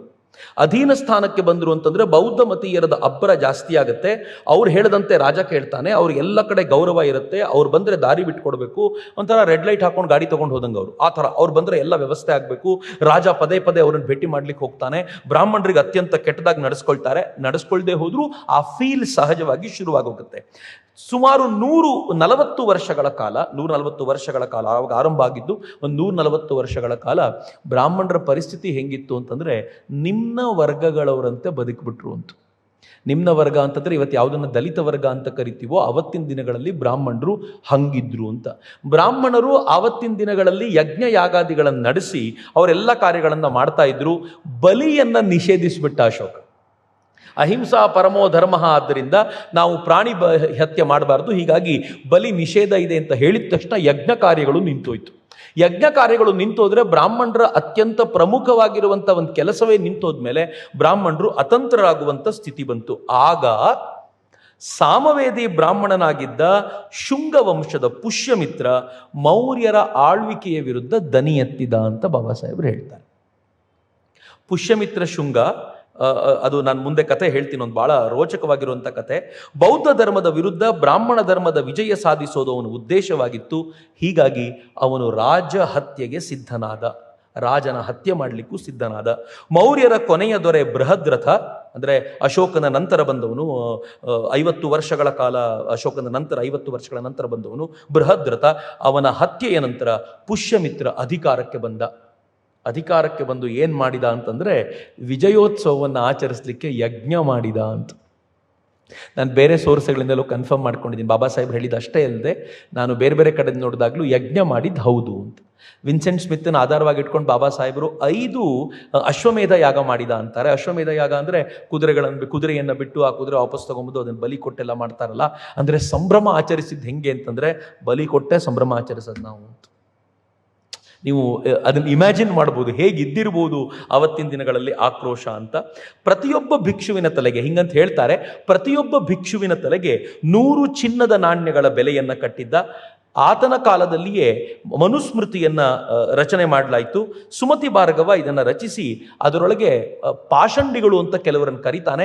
ಬಾಬಾ ಸಾಹೇಬ್ರು ಹೇಳ್ತಾರೆ ಪಾಷಂಡಿಗಳು ಅಂತ ಅವ್ನು ಕರೆದಿದ್ದು ಬೌದ್ಧರನ್ನೇ ಅಂತ ಬಾಬಾ ಸಾಹೇಬರು ಹೇಳ್ತಾರೆ. ಬಾಬಾ ಸಾಹೇಬರು ಇದರಲ್ಲಿ ಮುಸ್ಲಿಮ್ಸು ಮತ್ತು ಹಿಂದೂಗಳನ್ನು ಕಂಪೇರ್ ಮಾಡಿ ಹೇಳ್ತಾರೆ. ಅವನ ಕಾಲದ ಪುಷ್ಯಮಿತ್ರನ ಕಾಲದ ಬೌದ್ಧರ ಮೇಲಿನ ಆಕ್ರಮಣ ಮತ್ತು ಮುಸಲ್ಮಾನರ ಹಿಂದೂಗಳ ಮೇಲಿನ ಆಕ್ರಮಣವನ್ನು ಕಂಪೇರ್ ಮಾಡಿ ಏನು ಹೇಳ್ತಾರೆ ಗೊತ್ತಾ? ಮುಸ್ಲಿಂ ದಾಳಿಕೋರರು ತಾವು ಪರಸ್ಪರ ಬಡಿದಾಡ್ತಾ ಇದ್ರು. ಮುಸ್ಲಿಂ ದಾಳಿಕೋರರು ಬಡಿದಾಡ್ತಾ ಇದ್ರು ಅಂತಂದ್ರೆ ಲೆಟ್ ಮಿ ರಿಪೀಟ್, ಎಲ್ಲ ಮುಸಲ್ಮಾನರು ಒಂದೇ ಅಲ್ಲ. ತುರ್ಕರನ್ನ ಕಂಡ್ರೆ ಅರಬ್ಬರಿಗೆ ಆಗ್ತಿರ್ಲಿಲ್ಲ, ಅರಬ್ಬರನ್ನ ಕಂಡ್ರೆ ಮೊಘಲರಿಗೆ ಆಗ್ತಿರ್ಲಿಲ್ಲ, ಮೊಘಲರನ್ನ ಕಂಡ್ರೆ ಇವ್ರಿಗೆ ಆಗ್ತಿರ್ಲಿಲ್ಲ. ಪ್ರತಿಯೊಬ್ಬರು ಒಬ್ರಿಗೊಬ್ರು ಕಿತ್ತಾಡುವಂಥವ್ರೆ. ಈ ಕಿತ್ತಾಡುವಂಥವ್ರು ಎಲ್ಲರೂ ಸೇರಿ ಬಾಬಾ ಸಾಹೇಬ್ರು ಹೇಳ್ತಾರೆ ಮುಸ್ಲಿಂ ದಾಳಿಕೋರರು ಪರಸ್ಪರ ಬಡಿದಾಡ್ತಿದ್ರು, ಹಿಂದೂ ದೇವಾಲಯದ ನಾಶ ಇವರೆಲ್ಲರ ಏಕಮಾತ್ರ ಉದ್ದೇಶವಾಗಿತ್ತು. ನೆಕ್ಸ್ಟ್ ಕೇಳಿ, ಬಾಬಾ ಸಾಹೇಬ್ರು ಹೇಳ್ತಾರೆ ಹಾಗೆಯೇ ಶುಂಗರು, ಕಾಣ್ವರು, ಆಂಧ್ರರು ಪರಸ್ಪರ ಮೇಲುಗೈಗಾಗಿ ಹೆಣಗಾಡ್ತಿದ್ರು, ಬೌದ್ಧ ಧರ್ಮ ನಾಶ ಅವರ ಏಕೈಕ ಗುರಿಯಾಗಿತ್ತು ಅಂತ. ಇಬ್ಬರಲ್ಲೂ ಬಹಳ ಡಿಫ್ರೆನ್ಸ್ ಇರಲಿಲ್ಲ ಅಂತಾರೆ ಬಾಬಾ ಸಾಹೇಬ್ರು. ಅವರೆಲ್ಲರೂ ಈ ಕಾರಣಕ್ಕೆ ಒಂದಾಗ್ಬಿಟ್ಟಿದ್ರು ಅಂತ. ಶುಂಗರು ಕೂಡ ಆ ಪ್ರಯತ್ನ ತುಂಬ ಜೋರಾಗಿ ಮಾಡಿದ್ರು, ಪುಷ್ಯಮಿತ್ರ ಅದನ್ನು ಲೀಡ್ ಮಾಡಿದ ಅಂತ. ಮುಂದುವರೆದು ಏನು ಹೇಳ್ತಾರೆ ಅಂತಂದ್ರೆ, ಮುಸಲ್ಮಾನರಾದರೂ ಹಿಂದೂಗಳ ಮೇಲೆ ನಡೆಸಿದ ದಾಳಿ ಮೇಲ್ಮೇಲಿನದ್ದಾಗಿತ್ತು, ಅಲ್ಪಾಯುಷಿಯಾಗಿತ್ತು. ಅವರು ದೇವಾಲಯ ಮೂರ್ತಿಗಳ ನಾಶ ಮಾಡಿದ್ರು, ಆದರೆ ಆಧ್ಯಾತ್ಮಿಕ ಜೀವನ ಆಳುವ ತತ್ವಗಳು ಅಥವಾ ಸಿದ್ಧಾಂತಗಳನ್ನು ಬುಡಮೇಲು ಮಾಡಲಿಲ್ಲ. ಆದರೆ ಬ್ರಾಹ್ಮಣರು ಬೌದ್ಧ ಧರ್ಮವನ್ನು ಪರಿಪೂರ್ಣವಾಗಿ ನಾಶ ಮಾಡಿದರು, ಮೂಲೋತ್ಪಾಟನೆ ಮಾಡಿದ್ರು ಅಂತ. ನಂಗೆ ಕೆಲವೊಂದ್ಸಲ ಅನ್ಸುತ್ತೆ ಮುಸಲ್ಮಾನರಿಗೆ ಹಿಂದೂ ಧರ್ಮದ ತತ್ವಗಳನ್ನು ನಾಶ ಮಾಡ್ಲಿಕ್ಕೆ ಆಗಲಿಲ್ಲ, ಯಾಕೆಂದ್ರೆ ಅರ್ಥವೇ ಆಗಲಿಲ್ಲ ಅವ್ರಿಗೆ. ಬೌದ್ಧ ಧರ್ಮ ನಾಶ ಮಾಡೋದು ಬಹಳ ಸುಲಭ ಇತ್ತು. ಯಾಕೆ ಸುಲಭ ಗೊತ್ತಾ? ಬೌದ್ಧ ಧರ್ಮ ಒಂಥರ ಇಸ್ಲಾಮಿನಂತೆ, ಅಂದರೆ ರಿಲಿಜನ್ ಹೆಂಗಿರುತ್ತೋ ಹಂಗೆ. ಒಬ್ಬ ಮೂಲ ಪುರುಷ ಇರ್ತಾನೆ, ಒಂದು ಗ್ರಂಥ ಇರುತ್ತೆ, ಒಬ್ಬ ದೇವರು ಅಂತ ಇರ್ತಾನೆ, ಅದು ನಿರಾಕಾರವೋ ಮತ್ತೊಂದು, ಒಬ್ಬ ದೇವರು ಅಂತ ಇರ್ತಾನೆ, ಒಂದು ಸಿದ್ಧಾಂತ, ಅದನ್ನು ಕಿತ್ತು ಬಿಸಾಕಿದ್ರೆ ಮುಗಿದೋಯ್ತು. ಆದರೆ ಹಿಂದೂ ಧರ್ಮ ಹಂಗಲ್ಲ, ಇಸ್ಲಾಮು ಹಾಗೆ ಅಲ್ಲ, ಬಟ್ ಹಿಂದೂ ಧರ್ಮ ಹಾಗಲ್ಲ. ಇಲ್ಲಿ ನಮ್ಮ ಮೂಲ ಪುರುಷ ಯಾರು ಅಂತಾನೆ ಗೊತ್ತಿಲ್ಲ, ಅಥವಾ ಇಲ್ಲ. ಒಂದು ಪುಸ್ತಕ ಅಂತ ಕೇಳಿದ್ರೆ ಈ ಪುಸ್ತಕವನ್ನು ನಾಶ ಮಾಡಿದರೆ ಹಿಂದೂ ಧರ್ಮ ಮುಗಿದು ಹೋಗುತ್ತೆ ಅಂದ್ರೆ ಇಲ್ಲ ನಮ್ಗೆ ಹಂಗೆ. ನೀವು ನಾಳೆ ಭಗವದ್ಗೀತೆಯನ್ನು ಬೈದರೆ ನಮ್ಗೆ ಟೆನ್ಷನ್ ಇಲ್ಲ, ಬೈದಿದ್ದಾನೆ ಮುಗಿತಾ ನಿಂದು, ಆಯ್ತು ಹೋಗು, ನಮಗೆ ಬ್ರಹ್ಮಸೂತ್ರಗಳಿವೆ, ತಲೆ ಕೆಡಿಸ್ಕೊಳ್ಳಲ್ಲ ನಾವು. ನೀವು ಬ್ರಹ್ಮಸೂತ್ರಗಳ ಬಗ್ಗೆ ಮಾತನಾಡ್ಲಿಕ್ಕೆ ಅಂದ್ರೆ ಮುಗಿತಾ ನಿಂದು, ಉಪನಿಷತ್ತುಗಳಿವೆ, ಯಾವ ಉಪನಿಷತ್ ಬಗ್ಗೆ ಮಾತನಾಡ್ತೀಯ? ಶಂಕರರು 10 ಉಪನಿಷತ್ತುಗಳನ್ನು ಪಟ್ಟಿ ಮಾಡಿಟ್ಟಿದ್ದಾರೆ ನಿಜ, 108ಕ್ಕೂ ಹೆಚ್ಚು ಉಪನಿಷತ್ತುಗಳಿವೆ, ನಮ್ಗೆ ಯಾವ್ದು ಬೇಕಿದ್ರು ಇಟ್ಕೊಳ್ತೀವಿ ನಾವು, ನಮಗೆ ನೀನು ಹೇಳಬೇಕಾಗಿಲ್ಲ ಅಂತ. ನಮ್ಮ ಧರ್ಮದ ಈ ವಿಸ್ತಾರ ಇದೆಯಲ್ಲ, ದೇ ಕುಡ್ ನೆವರ್ ಅಂಡರ್ಸ್ಟ್ಯಾಂಡ್. ಇದರ ಮೂಲ ಸತ್ವವನ್ನು ಅರ್ಥ ಮಾಡ್ಕೊಳ್ಳಿಕ್ಕೆ ಅವರ ಹತ್ರ ಆಗಲಿಲ್ಲ, ಹೀಗಾಗಿ ನಾಶ ಆಗಲಿಕ್ಕೆ ಆಗಲಿಲ್ಲ ಅಂತ ಕೆಲವು ಬಾರಿ ಅನ್ಸುತ್ತೆ. ಬಟ್ ಬಾಬಾ ಸಾಹೇಬರಂತೂ ತುಂಬ ಸ್ಟ್ರಿಕ್ಟ್ ಆಗಿ ಈ ವಿಚಾರಗಳನ್ನು ಹೇಳ್ತಾರೆ. ಬಟ್ ಅನೇಕ ವಿಚಾರಗಳು ಐತಿಹಾಸಿಕವಾಗಿ ತಾಳೆಯಾಗುತ್ತಾ ಅಂತ ಒಂದು ಸುಮ್ಮನೆ ಗಮನಿಸೋಣ. ಅಶೋಕನ ಕಾಲದಲ್ಲಿ ಮೌರ್ಯ ಸಾಮ್ರಾಜ್ಯದಲ್ಲಿ ಗೊಂದಲ ಉಂಟಾಗಿತ್ತು. ಅದು ಬರೀ ಬ್ರಾಹ್ಮಣರ ಉಚ್ಛ್ರಾಯ ಸ್ಥಿತಿಯನ್ನು ತೋರಿಸಬೇಕು ಅಂತ ಮಾತ್ರ ನಡೆದಿದ್ದೋ, ಅಥವಾ ಅಶೋಕನ ನೀತಿಗಳ ಕಾರಣಕ್ಕೋಸ್ಕರ ಪುಷ್ಯಮಿತ್ರ ಶುಂಗ ಬಂದೋ ಅನ್ನೋದನ್ನು ಸ್ವಲ್ಪ ಸೀರಿಯಸ್ ಆಗಿ ಗಮನಿಸಬೇಕು. ಯಾಕೆ ಅಂತಂದ್ರೆ, ಅಶೋಕ ತನ್ನ ತಾತ ಮುತ್ತಾತರ ಕಾಲದಿಂದ ಬಂದಂಥ ಆಕ್ರಮಣಕಾರಿ ತತ್ವವನ್ನು ತ್ಯಜಿಸಿ ಎಲ್ಲ ಯುದ್ಧಗಳನ್ನು ಕೈಬಿಟ್ಟ ನಂತರ ಮೌರ್ಯರ ಸಮರೋಚಿತ ಹುರುಪು ಉತ್ಸಾಹಗಳು ಮರೆಯಾಗ್ಬಿಟ್ಟು ಅಶೋಕ ತಾನೂ ಯುದ್ಧ ಮಾಡಲಿಲ್ಲ, ತನ್ನ ಮಕ್ಕಳು ಮೊಮ್ಮಕ್ಕಳಿಗೆ ಆದೇಶ ಮಾಡಿದ ಯಾರೂ ಯುದ್ಧ ಮಾಡಬಾರದು ಅಂತ, ಯುದ್ಧಕ್ಕೆ ಯಾರೂ ಹೋಗಬಾರ್ದು ಅಂತ. ಸಾಮ್ರಾಜ್ಯ ವೀಕ್ ಆಯಿತು, ಸಾಮ್ರಾಜ್ಯ ಉಳ್ಕೊಂಡಿತ್ತು, ಆದರೆ ಸಾಮ್ರಾಜ್ಯ ವೀಕ್ ಆಗಿತ್ತು. ಅದರ ಪರಿಣಾಮ ಹಿ ಲಾಸ್ಟ್ ಕಂಟ್ರೋಲ್ ಎಷ್ಟರ ಮಟ್ಟಿಗೆ ಕಳ್ಕೊಂಡ ಅಂತಂದರೆ, ಅಧಿಕಾರಿಗಳು ಕೂಡ ಒಂದು ಮಾತನ್ನು ಕೇಳುವ ಸ್ಥಿತಿ ಇರಲಿಲ್ಲ. ರಾಜನಾದವನು ತುಂಬ ಸ್ಪಿರಿಚುವಲ್ ಆಗಬಾರ್ದು, ಆದರೆ ತಪ್ಪಲ್ಲ. ಆದರೆ ಆಗುವಾಗ ರಾಜ್ಯವನ್ನು ತ್ಯಾಗ ಮಾಡಿ, ಹೇಗೆ ಮೌರ್ಯ ಸಾಮ್ರಾಜ್ಯದ ಸ್ಥಾಪಕ ಚಂದ್ರಗುಪ್ತ ಮೌರ್ಯ ಇದಕ್ಕೆ ಬಂದ್ಬಿಟ್ನೋ ನಮ್ಮ ಶ್ರವಣಬೆಳಗೊಳಕ್ಕೆ, ಹಾಗೆ ಇವನು ಬಿಟ್ಟು ಹೋಗ್ಬೇಕಿತ್ತು. ಆದರೆ ಇವನೇನು ಮಾಡ್ದ, ಅಲ್ಲೇ ಇದ್ದುಕೊಂಡು ತಾನು ರಾಜನಾಗಿದ್ದು ಭಿಕ್ಷುವಂತಿದ್ಬಿಟ್ಟ. ಇದರ ಪರಿಣಾಮ ಏನಾಯ್ತು ಅಂತಂದ್ರೆ ಇಡೀ ರಾಜ್ಯ ವೀಕ್ ಆಯ್ತು. ಅಧಿಕಾರಿಗಳು ಮನಸೋ ಇಚ್ಛೆ ನಡ್ಕೊಳ್ಳಿಕ್ಕೆ ಶುರು ಮಾಡಿದ್ರು. ಎಲ್ಲವೂ ಹೇಗೆ ನಡೀತಾ ಇತ್ತು ಅಂತಂದ್ರೆ ಅವ್ರಿಗೆ ಗೊತ್ತಿಲ್ಲದಂತೆ ರಾಜ್ಯ ವೀಕ್ ಆಗಿತ್ತಲ್ಲ, ಆ ಸಂದರ್ಭದಲ್ಲಿ ಬ್ಯಾಕ್ಟ್ರಿಯನ್ ಗ್ರೀಕರ ಆಕ್ರಮಣ ಆಗಿತ್ತು. ಬ್ಯಾಕ್ಟ್ರಿಯನ್ ಗ್ರೀಕರ ಆಕ್ರಮಣವನ್ನು ತಡೆಯುವಂಥ ಸಾಮರ್ಥ್ಯ ಅಶೋಕನ ನಂತರದ ದಿನಗಳಲ್ಲಿ, ಅಶೋಕ ಇರುವ ಕಾಲದವರೆಗೂ ಹೇಗೋ ಚೆನ್ನಾಗಿತ್ತು, ಆದರೆ ಮಕ್ಕಳು ಮೊಮ್ಮಕ್ಕಳಲ್ಲಿ ನೀವು ಇನ್ನು ಯುದ್ಧದ ಸ್ಪಿರಿಟನ್ನೇ ತುಂಬಲಿಲ್ಲ ಅಂತಂದರೆ ಮುಂದಿನ ಅಧಿಕಾರ ಹೆಂಗೆ ನಡಿಬೋದು ಅಂತ ಇಮ್ಯಾಜಿನ್ ಮಾಡಿ. ಹಾಗೆ ಆಗಿತ್ತು, ವೀಕ್ ಆಗೋಗಿತ್ತು. ಯಾವಾಗ ಬೃಹದ್ರಥ ಅಧಿಕಾರಕ್ಕೆ ಬಂದೋ ಆವಾಗ ಗ್ರೀಕರ ಬ್ಯಾಕ್ಟ್ರಿಯನ್ರ ಆಕ್ರಮಣದ ನಂತರ ಅವ್ರಿಗೆ ತಡ್ಕೊಳ್ಳೋದು ಕಷ್ಟ ಆಗಿತ್ತು. ಆಗ ಆ ಬ್ಯಾಕ್ಟ್ರಿಯನ್ರನ್ನ ದೂರದಲ್ಲೇ ತಡೆದು ಬಂದವನು ಪುಷ್ಯಮಿತ್ರ. ಅಲ್ಲಿವರೆಗೂ ರಾಜ ಅಲ್ಲ, ಅವನು ಸೇನಾಪತಿ ಆಗಿದ್ದವನು, ಒಬ್ಬ ಸಾಮಾನ್ಯ ಸೇನಾಪತಿ ಆಗಿದ್ದ ಪುಷ್ಯಮಿತ್ರ. ಅದನ್ನು ನೋಡಿದ ಅವನಿಗೆ ಗೊತ್ತಾಯಿತು ಪೂರ್ತಿ ಸಾಮ್ರಾಜ್ಯ ಹಾಳಾಗೋಗಿದೆ, ಇದನ್ನು ಸರಿ ಮಾಡಲಿಲ್ಲ ಅಂತಂದರೆ ದೇಶ ನಾಶವಾಗತ್ತೆ ಅಂತ. ಅವನು ಅನಿವಾರ್ಯವಾಗಿ ತನ್ನ ತೆಕ್ಕೆಗೆ ಅದನ್ನು ತೆಗೆದುಕೊಳ್ಬೇಕಾಗಿ ಬಂತು. ಪುಷ್ಯಮಿತ್ರನ ಕುರಿತಂತೆ ತನ್ನ ಹರ್ಷಚರಿತದಲ್ಲಿ ಬಾಣ ಬರಿತಾನೆ, ವಿಸ್ತಾರವಾಗಿ ಬರಿತಾನೆ. ಇನ್ಫ್ಯಾಕ್ಟ್ ಬಾಣ ಇದರ 800 ವರ್ಷಗಳ ನಂತರ ಬಂದವನಾದರೂ ಅವನು ಬರಿತಾ ಏನು ಹೇಳ್ತಾನೆ ಅಂತಂದರೆ, ಬೃಹದ್ರಥನನ್ನ ಒಂದು ಸೈನ್ಯ ವೀಕ್ಷಣೆಗೆ ಅಂತ ಕರ್ಕೊಂಡು ಬರ್ತಾನೆ. ನಾನು ಗೆದ್ದಂಥ ಈ ಸೇನೆ ಇದೆ, ನೋಡ್ಲಿಕ್ಕೆ ಬನ್ನಿ ಅಂತ ಕರ್ಕೊಂಡು ಬರ್ತಾನೆ. ಸೈನಿಕರಿಗೆ ಮುಂಚಿತವಾಗಿ ಹೇಳ್ತಾನೆ, ಇಂಥ ರಾಜ ಇದ್ದರೆ ನಾವು ಬದುಕೋದು ಕಷ್ಟ, ರಾಷ್ಟ್ರವನ್ನು ಉಳಿಸ್ಕೊಳ್ಳೋದು ಕಷ್ಟ, ಇವನನ್ನು ಮುಗಿಸ್ಬೇಕು ಅಂತ. ಸೈನ್ಯ ವೀಕ್ಷಣೆಗೆ ಬಂದಂಥ ಆ ಬೃಹದ್ರಥನನ್ನು ಪುಷ್ಯಮಿತ್ರ ತನ್ನ ತಂಡವನ್ನು ತೆಗೆದುಕೊಂಡು ಹೋಗಿ ಅವನನ್ನು ನಾಶ ಮಾಡ್ತಾನೆ. ನಾಶ ಮಾಡಿದ ನಂತರ ತಾನು ಅಧಿಕಾರಕ್ಕೆ ಹೋಗಿ ಕೂತ್ಕೊಳ್ತಾನೆ. ಅವನ ಅಧಿಕಾರಕ್ಕೆ ಹೋಗಿ ಕೂತ ಮೇಲೆ ಬ್ರಾಹ್ಮಣ ಧರ್ಮ ತನ್ನ ಹಳೆಯ ವೈಭವಕ್ಕೆ ಮರಳಿತು ಅಂತ ಅವ್ರು ಹೇಳ್ತಾರೆ. ಅಶ್ವಮೇಧ ಯಾಗ ಮಾಡಿದ್ದು ನಿಜ, ಆದರೆ 2 ಅಶ್ವಮೇಧ ಯಾಗ ಮಾಡಿದ ಅಂತ ಆರ್ ಸಿ ಮಜುಮ್ದಾರರು ತಮ್ಮ ದಾಖಲೆಗಳ ಮೂಲಕ ಹೇಳ್ತಾರೆ. ಆದರೆ ಅವರ ಬೌದ್ಧ ಧರ್ಮದ ದ್ವೇಷ ಆಪರಿ ಇತ್ತ ಅಂತ ಕೇಳಿದರೆ, ಬೌದ್ಧ ಧರ್ಮಾನುಯಾಯಿಗಳೇ ಹೇಳ್ತಾರೆ ಅವನು ಬೌದ್ಧ ಧರ್ಮದ ದ್ವೇಷಿ ಅಂತ ನಾವೇನೋ ಹೇಳಲಿಕ್ಕೆ ಬರೋದಿಲ್ಲ. ಆದರೆ ಶಾಕಲಕ್ಕೆ ಹೋಗುವ ಮಾರ್ಗದಲ್ಲಿ ಅನೇಕ ವಿಹಾರಗಳನ್ನು ನಾಶ ಮಾಡಿ ಭಿಕ್ಷುಗಳನ್ನು ಅವನು ಕೊಂದ ಅಂತ ಅವರದರಲ್ಲಿ ಹೇಳ್ತಾರೆ. ಇದು ಅದನ್ನು ಆರ್ ಸಿ ಮಜುಮ್ದಾರ್ ವಿರೋಧಿಸ್ತಾ ಏನು ಹೇಳ್ತಾರೆ ಅಂತಂದರೆ, ವಾಸ್ತವವಾಗಿ ಪುಷ್ಯಮಿತ್ರ ಹಾಗೆ ಮಾಡಿದ ಅನ್ನೋದಕ್ಕೆ ಸರಿಯಾದ ಆಧಾರಗಳು ಸಿಗದಿಲ್ಲ. ಆದರೆ ಇಷ್ಟಂತೂ ಸತ್ಯ, ಪುಷ್ಯಮಿತ್ರ ಬಾರ್ಹುತ್ನಲ್ಲಿ ಒಂದು ಸ್ತೂಪವನ್ನು, ವಿಖ್ಯಾತವಾಗಿರುವಂಥ ಸ್ಮಾರಕವನ್ನು ನಿರ್ಮಾಣ ಮಾಡಿದ. ಮತ್ತು ಅಶೋಕ ಸಾಂಚಿಯಲ್ಲಿ ನಿರ್ಮಿಸಿದ ಸ್ತೂಪದ ಸುತ್ತಲೂ ಅವನು ಬ್ಯಾರಿಕೇಡನ್ನೆಲ್ಲ ಹಾಕಿ ಅದರ ಗೇಟನ್ನೆಲ್ಲ ತುಂಬ ಚಂದ ಮಾಡಿಕೊಟ್ಟ. ಅವನು ಬೌದ್ಧ ದ್ವೇಷಿಯಾಗಿದ್ದರೆ ಇಷ್ಟನ್ನು ಮಾಡುವ ಅಗತ್ಯ ಇರಲಿಲ್ಲ, ಇದನ್ನು ಯಾಕೆ ಮಾಡಿದ ಅನ್ನೋದು ಪ್ರಶ್ನೆ ಬರುತ್ತೆ ಅಂತ ಅವ್ರು ಕೇಳ್ತಾರೆ. ಹೀಗಾಗಿ ಬೌದ್ಧ ವಿರೋಧಿಯಾಗಿದ್ರೋ ಇಲ್ವೋ ಅನ್ನೋದು ಪ್ರಶ್ನೆ. ಬಾಬಾ ಸಾಹೇಬರು ತುಂಬ ಸ್ಪಷ್ಟವಾಗಿ ಹೇಳ್ತಾರೆ ಅವನು ಬೌದ್ಧ ವಿರೋಧಿಯಾಗಿದ್ದ ಅಂತ. ಇನ್ನೊಂದು ಪ್ರಶ್ನೆ ಬಾಬಾ ಸಾಹೇಬ್ರು ಎತ್ತೋದು ನನಗೂ ಆಶ್ಚರ್ಯ ಅನಿಸುತ್ತೆ. ಬಹುಶಃ ನಾನು ಹಿಂದೆಯೂ ಚರ್ಚೆ ಮಾಡಿದ್ದೆ, ಮತ್ತೊಮ್ಮೆ ಅದನ್ನು ಚರ್ಚೆ ಮಾಡೋದು ಖುಷಿ ಅನಿಸುತ್ತೆ.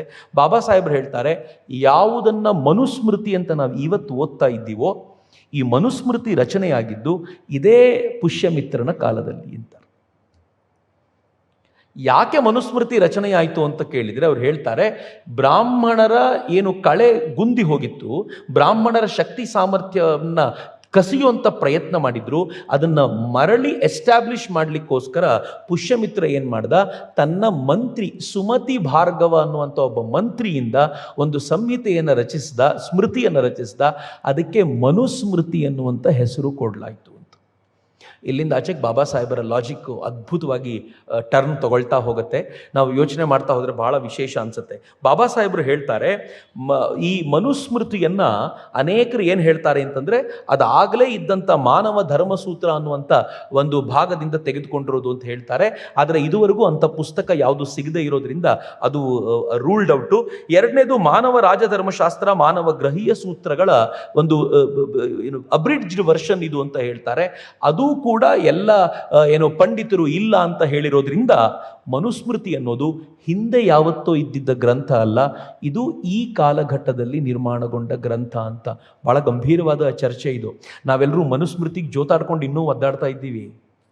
ಮನುಸ್ಮೃತಿನ ಬಾಬಾ ಸಾಹೇಬರು ಸುಟ್ಟರು ಅಂತ ಒಂದು ಗ್ರೂಪು, ಮಾಡಿದ ಸರಿ ಅಂತ ಕೆಲವರು, ಮಾಡಬಾರ್ದಾಗಿತ್ತು ಅಂತ ಕೆಲವರು. ಆದರೆ ಮನುಸ್ಮೃತಿ ಸ್ವತಃ ಯಾವತ್ತು ಬಂತು ಅಂತ ಕೇಳಿದರೆ ನಮ್ಮಲ್ಲಿ ಅನೇಕರಿಗೆ ಏನಿದೆ ಅಂತಂದರೆ, ಮನು ಇದನ್ನು ತಾನು ಅವನಿಗೆ ಅವತೀರ್ಣಗೊಳ್ತು ಅಥವಾ ಅವನಿಗೆ ಭಗವಂತನಿಂದ ತಗೊಂಡ, ಅವನು ತನ್ನ ಶಿಷ್ಯರಿಗೆ ಹೇಳಿದ್ದನ್ನು ಅವರು ಬರೆದಿಟ್ಟರು, ಅದು ಸ್ಮೃತಿ ಆಯಿತು ಅಂತ ಅನೇಕರು ಹೇಳ್ತಾರೆ. ಆದರೆ ನಾವು ಯಾವ ಸ್ಮೃತಿಯನ್ನು ಮನುಸ್ಮೃತಿ ಅಂತ ಇವತ್ತು ಓದ್ತೀವೋ ಅದು ಅವತ್ತಿನ ದಿನದಲ್ವೇ ಅಲ್ಲ, ಅದು ಆನಂತರದ ದಿನಗಳಲ್ಲಿ, ಅದು ಪುಷ್ಯಮಿತ್ರ ಶುಂಗನ ಕಾಲದಲ್ಲಿ ಬಂದಿದ್ದು ಅಂತ ಕೇಳಿದ್ರೇ ಆಶ್ಚರ್ಯ ಅನ್ಸುತ್ತೆ. ಇದಕ್ಕೆ ಅನೇಕ ದಾಖಲೆಗಳನ್ನು ಕೊಡ್ತಾರೆ. ನಾನು ಬಾಬಾ ಸಾಹೇಬರ ಕೃತಿಗಳಲ್ಲೇ ಇದನ್ನು ಓದಿರುವಂಥದ್ದಾದ್ರಿಂದ ಬೇರೆ ಕಡೆ ನಾನು ಇದನ್ನು ಎಲ್ಲೂ ಓದಲಿಲ್ಲ. ಆದರೆ ಬಾಬಾ ಸಾಹೇಬರು ತುಂಬ ವಿಶೇಷವಾಗಿ ಇದನ್ನು ಪ್ರಸ್ತಾಪಿಸ್ತಾರೆ. ಆನಂತರ ಬಾಬಾ ಸಾಹೇಬರು ಏನು ಹೇಳ್ತಾರೆ ಅಂತಂದರೆ, ಈ ಮನುಸ್ಮೃತಿಯ ಮೂಲಕ ಬ್ರಾಹ್ಮಣರಿಗೆ ವಿಶೇಷವಾದ ಅಧಿಕಾರವನ್ನು ಪುಷ್ಯಮಿತ್ರ ಕೊಡಿಸ್ತಾ. ಕೆಲವೊಂದು ಅನಿಸುತ್ತೆ ಮನುಸ್ಮೃತಿಯಲ್ಲಿ ಈ ಥರದೆಲ್ಲ ಇದೆ ಅನ್ನೋದಾದರೆ ಅದು ನಿಜವಾಗ್ಲೂ ಹೇಗೆ ಸೇರಿಸಿದ್ರು ಅಂತ. ಮೊದಲನೇದು ಕೇಳಿದಲ್ಲಿ ಹೇಳ್ತಾರೆ, ತನ್ನ ಸಂಸ್ಕಾರ, ನಿಯಮ, ಪ್ರಕೃತಿ ವಿಶೇಷಗಳಿಂದ ಸಕಲ ವರ್ಣಗಳಿಗೂ ಬ್ರಾಹ್ಮಣನೇ ಪ್ರಭು. ಸರಿ, ವರ್ಣದ ದೃಷ್ಟಿಯಿಂದ ಸಂಸ್ಕಾರ ಇವೆಲ್ಲ ನೋಡಿದಾಗ ಬ್ರಾಹ್ಮಣ ಪ್ರಭು ಅಂತ ಹೇಳ್ಬೋದು. ಎರಡನೇದು, ಧರ್ಮ ಅರಿತ ಬ್ರಾಹ್ಮಣ ತನಗೆ ಯಾರಾದರೂ ಹಾನಿ ಮಾಡಿದರೆ ಅದನ್ನು ರಾಜನ ಗಮನಕ್ಕೆ ತರಬೇಕಿಲ್ಲ, ಅವನನ್ನು ತನ್ನ ಬಲದಿಂದಲೇ ಶಿಕ್ಷಿಸಬಹುದು. ಬ್ರಾಹ್ಮಣನಿಗೆ ಫುಲ್ ಫ್ರೀಡಮ್.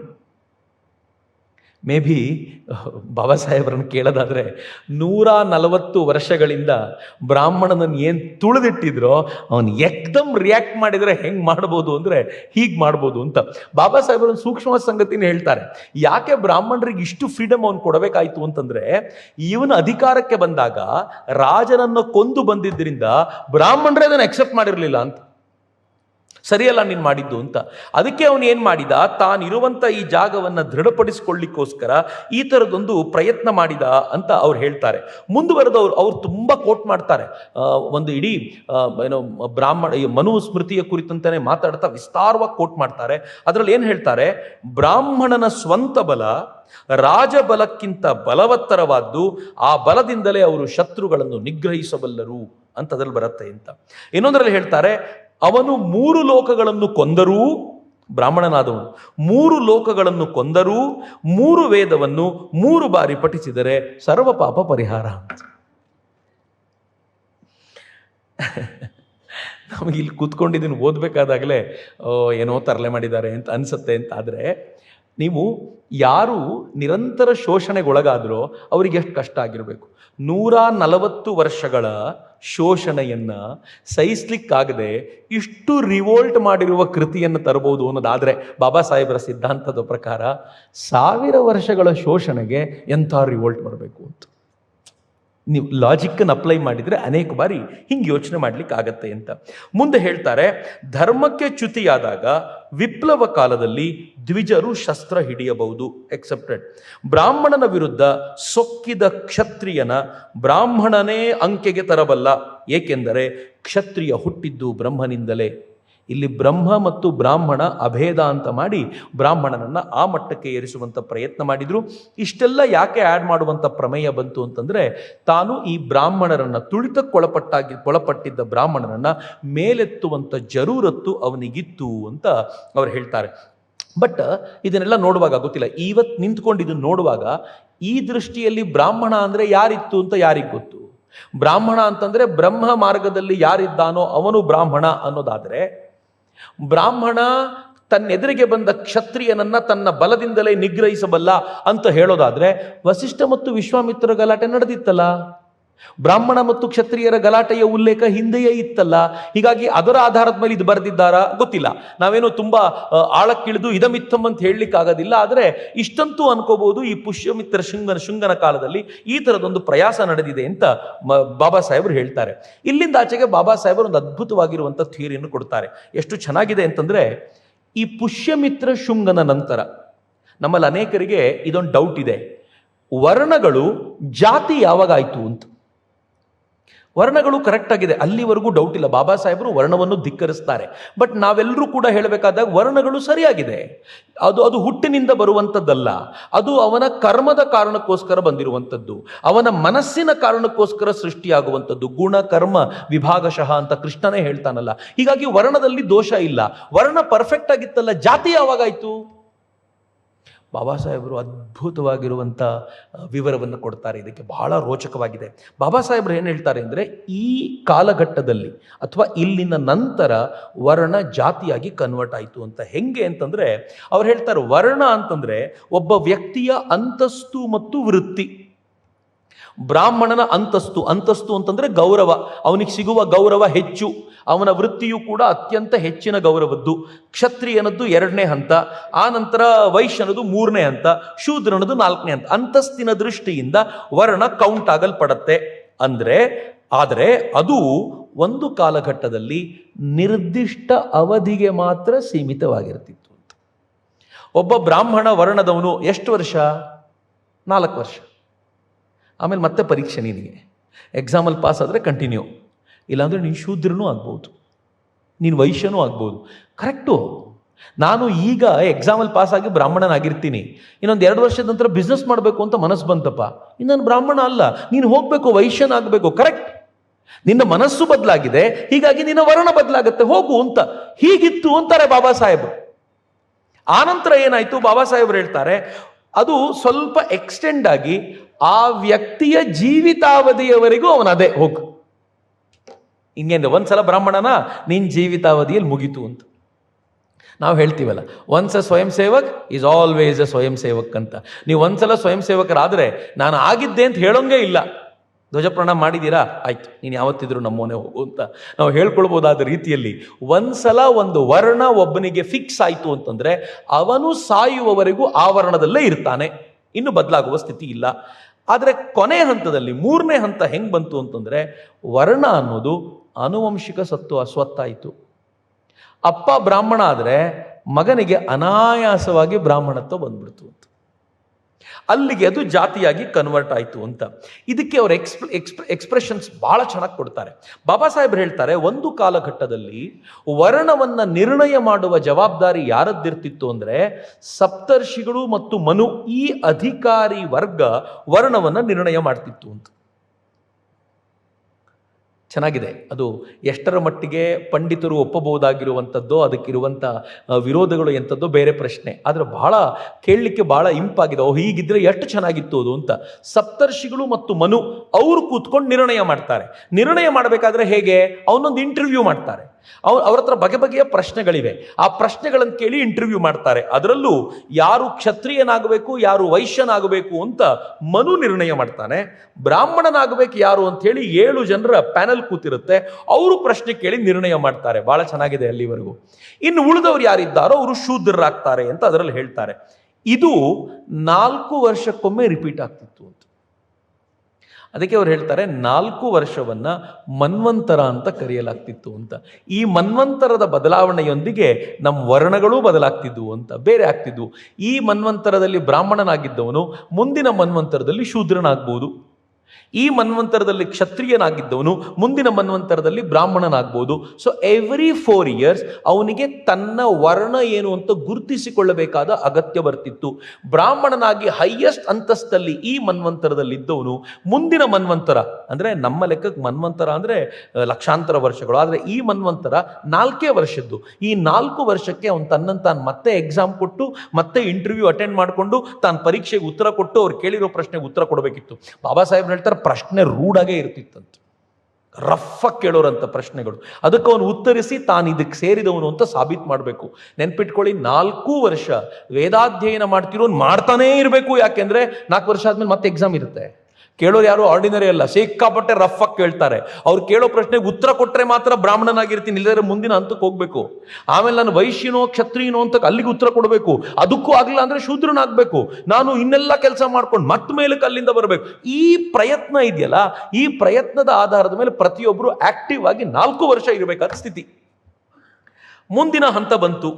ಈ ಮನ್ವಂತರ ಎಲ್ಲ ಕಾಲಘಟ್ಟ ಮುಗಿದ ಮೇಲೆ ಸ್ವಲ್ಪ ವ್ಯವಸ್ಥೆ ಶಿಥಿಲಗೊಂಡಾಗ ಗುರುಕುಲಗಳು ರಚನೆಯಾದಂತೆ. ಗುರುಕುಲಗಳು ರಚನೆಯಾದಾಗ ವಿದ್ಯಾರ್ಥಿಗಳು ಬ್ರಹ್ಮಚಾರಿಗಳಾಗಲ್ಲ ಅಧ್ಯಯನಕ್ಕೆ ಅಂತ ಹೋಗ್ತಾ ಇದ್ರು. 12 ವರ್ಷಗಳ ಅಧ್ಯಯನ ಪ್ರತಿಯೊಬ್ಬ ವಿದ್ಯಾರ್ಥಿಗೂ. ಈ ವಿದ್ಯಾರ್ಥಿಗೆ ಗುರುಗಳು ತಮ್ಮ ಗುರುಕುಲದಲ್ಲಿ ಇಟ್ಕೊಂಡು ಪಾಠ ಮಾಡ್ತಿದ್ರು, ಅವನನ್ನು ಟ್ರೈನಿಂಗ್ ಮಾಡ್ತಿದ್ರು. ಎಲ್ಲ ಥರದ ಶಿಕ್ಷಣ ಕೊಟ್ಟು ಗುರುಗಳೇ ನೋಡ್ತಿದ್ರು ಇವನ ಯೋಗ್ಯತೆ ಏನು, ಇವನ ಯೋಗ್ಯತೆ ಏನು, ಇವನು ಯಾವ ವರ್ಣಕ್ಕೆ ಸೇರ್ಬೋದು ಅಂತ ಗುರುಗಳೇ ನಿಶ್ಚಯ ಮಾಡಿ ಫೈನಲಿ ಅವನಿಗೆ ಉಪನಯನ ಮಾಡಿ ಕಳಿಸ್ಕೊಡು. ಉಪನಯನ ಮಾಡಿದರೆ ಯಾರ್ಯಾರಿಗೆ ಉಪನಯನ ಮಾಡ್ತಾರೋ, ಯಾವ ಥರದ ಉಪನಯನ ಮಾಡ್ತಾರೋ ಅದರ ಆಧಾರದ ಮೇಲೆ ಅವನು ಬ್ರಾಹ್ಮಣನೋ, ಅವನು ವೈಶ್ಯನೋ, ಅವನು ಕ್ಷತ್ರಿಯನೋ, ಅವನು ಶೂದ್ರನೋ ಅಂತ ಗುರುಗಳು ನಿಶ್ಚಯ ಮಾಡಿ ಗುರುಗಳು ಕಳಿಸ್ತಾ ಇದ್ರು. ಬಾಬಾ ಸಾಹೇಬ್ರು ಹೇಳ್ತಾರೆ, ಇದು ಬಹಳ ಚೆನ್ನಾಗಿತ್ತು ಅಂತ. ಒಂದು ಹಂತಕ್ಕೆ ದಿಸ್ ವಾಸ್ ಬೆಟರ್. ಅದು ಹಳೆಯದನ್ನು ಸ್ವಲ್ಪ ಉಳಿಸ್ಕೊಂಡಿತ್ತು, ಹೊಸತನ್ನು ಉಳಿಸ್ಕೊಂಡಿದೆ.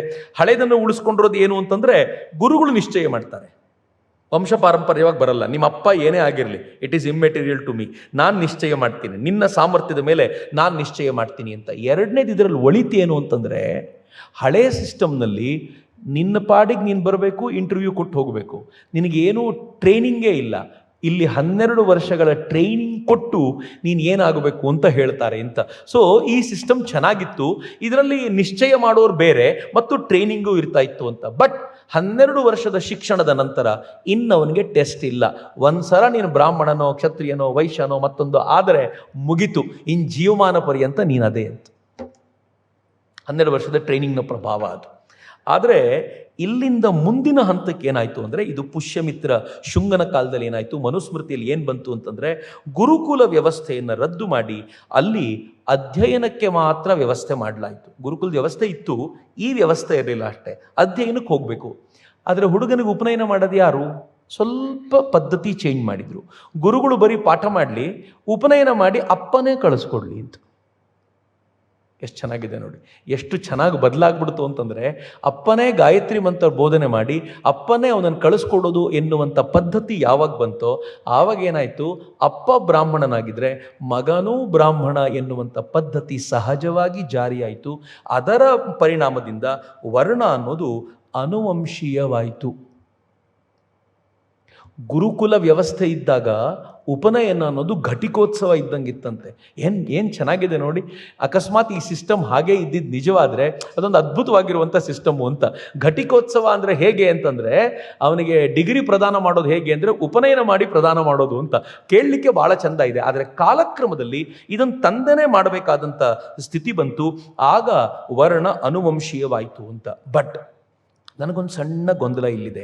ಏನು ಗೊಂದಲ ಅಂತಂದರೆ, 140 ವರ್ಷಗಳ ಕಾಲ ಬಾಬಾ ಸಾಹೇಬರ ವಾದವನ್ನೇ ಬಳಸೋದಾದರೆ 140 ವರ್ಷಗಳ ಕಾಲ ಬ್ರಾಹ್ಮಣ ಧರ್ಮವನ್ನು ತುಳಿದು ಬೌದ್ಧ ಧರ್ಮವನ್ನು ಮೇಲ್ಮಟ್ಟಕ್ಕೆ ತಂದಾಗ ಬ್ರಾಹ್ಮಣ ಧರ್ಮದಲ್ಲಿ ಈ ಗುರುಕುಲ ವ್ಯವಸ್ಥೆಯನ್ನು ಸಮರ್ಥವಾಗಿ ನಡೆಸ್ಕೊಂಡು ಹೋಗಬಲ್ಲ ಗುರುಗಳು ಉಳಿದಿದ್ರಾ? ಪ್ರಶ್ನೆ ಗಂಭೀರವಾದ್ದು. ಆ ಪರಿ ಅವನು ಪೂರ್ತಿ ಅಶೋಕ ಅದನ್ನು ಮಟ್ಟ ಹಾಕ್ತಾನೆ ಅನ್ನೋದಾದರೆ ಗುರುಕುಲ ಪದ್ಧತಿ ನಡೆಸುವಂಥ ಗುರುಗಳು ಉಳಿದಿದ್ರ? ಯಾವಾಗ ಈ ಥರ ಗುರುಗಳಿಲ್ಲ ಅಂತಾಗುತ್ತೋ ಆಗ ಸಮರ್ಥನಾಗಿರುವ ತಂದೆ ನಾನೇ ನನ್ನ ಮಗನಿಗೆ ಉಪನಯನ ಮಾಡ್ತೀನಿ ಅಂತ ಹೇಳಿರ್ಬೋದಾ? I have a question. ಹೀಗೆ ಇರಬೇಕು ಅಂತಿಲ್ಲ, ಪ್ರಶ್ನೆ ಬರಬೇಕಲ್ಲ. ಹಿಂಗೂ ಸಾಧ್ಯತೆಗಳಿರ್ಬೋದಲ್ವಾ? ಈ ಪ್ರಶ್ನೆಯನ್ನು ಕೂಡ ನಮ್ಮನ್ನು ನಾವು ಕೇಳ್ಕೊಳ್ಬೇಕಾಗ ಅಗತ್ಯ ಇದೆ ಅನ್ನುವಂಥ ದೃಷ್ಟಿಯನ್ನು ನಾವು ಇಟ್ಕೊಂಡು ನೋಡಿದಾಗ ಅನೇಕ ಗೊಂದಲಗಳಲ್ಲಿ ನಮ್ಮ ಭಾರತೀಯ ಸಮಾಜ ಹಾದು ಹೋಯಿತು. ಅದಕ್ಕೆ ನನಗೆ ಯಾವಾಗಲೂ ಏನು ಅನಿಸುತ್ತೆ ಅಂತಂದರೆ, ನನ್ನ ಭಾರತದ ಇತಿಹಾಸವನ್ನು ನೋಡಬೇಕು ಅಂತಂದರೆ, ಹಿಂದೂ ಧರ್ಮದ ಇತಿಹಾಸವನ್ನು ನೋಡಬೇಕು ಅಂತಂದರೆ 1000 ವರ್ಷಗಳ ಇಸ್ಲಾಂ ಮತ್ತು ಕ್ರಿಶ್ಚಿಯನ್ ಆಕ್ರಮಣವನ್ನು ಬಿಟ್ಟು ನೋಡಲಿಕ್ಕಾಗೋದಿಲ್ಲ. ಹಾಗೆ ಈ ಬೌದ್ಧರ ಕಾಲದಲ್ಲಿ ಆಗಿರುವಂಥ ಏರುಪೇರುಗಳನ್ನು ಗಮನಿಸದೆಯೂ ಕೂಡ ಹಿಂದೂ ಧರ್ಮದ ಈ ವಿಚಾರವನ್ನು ತಿಳ್ಕೊಳ್ಳಿಕ್ಕೆ ಆಗೋದಿಲ್ಲ ಅಂತ.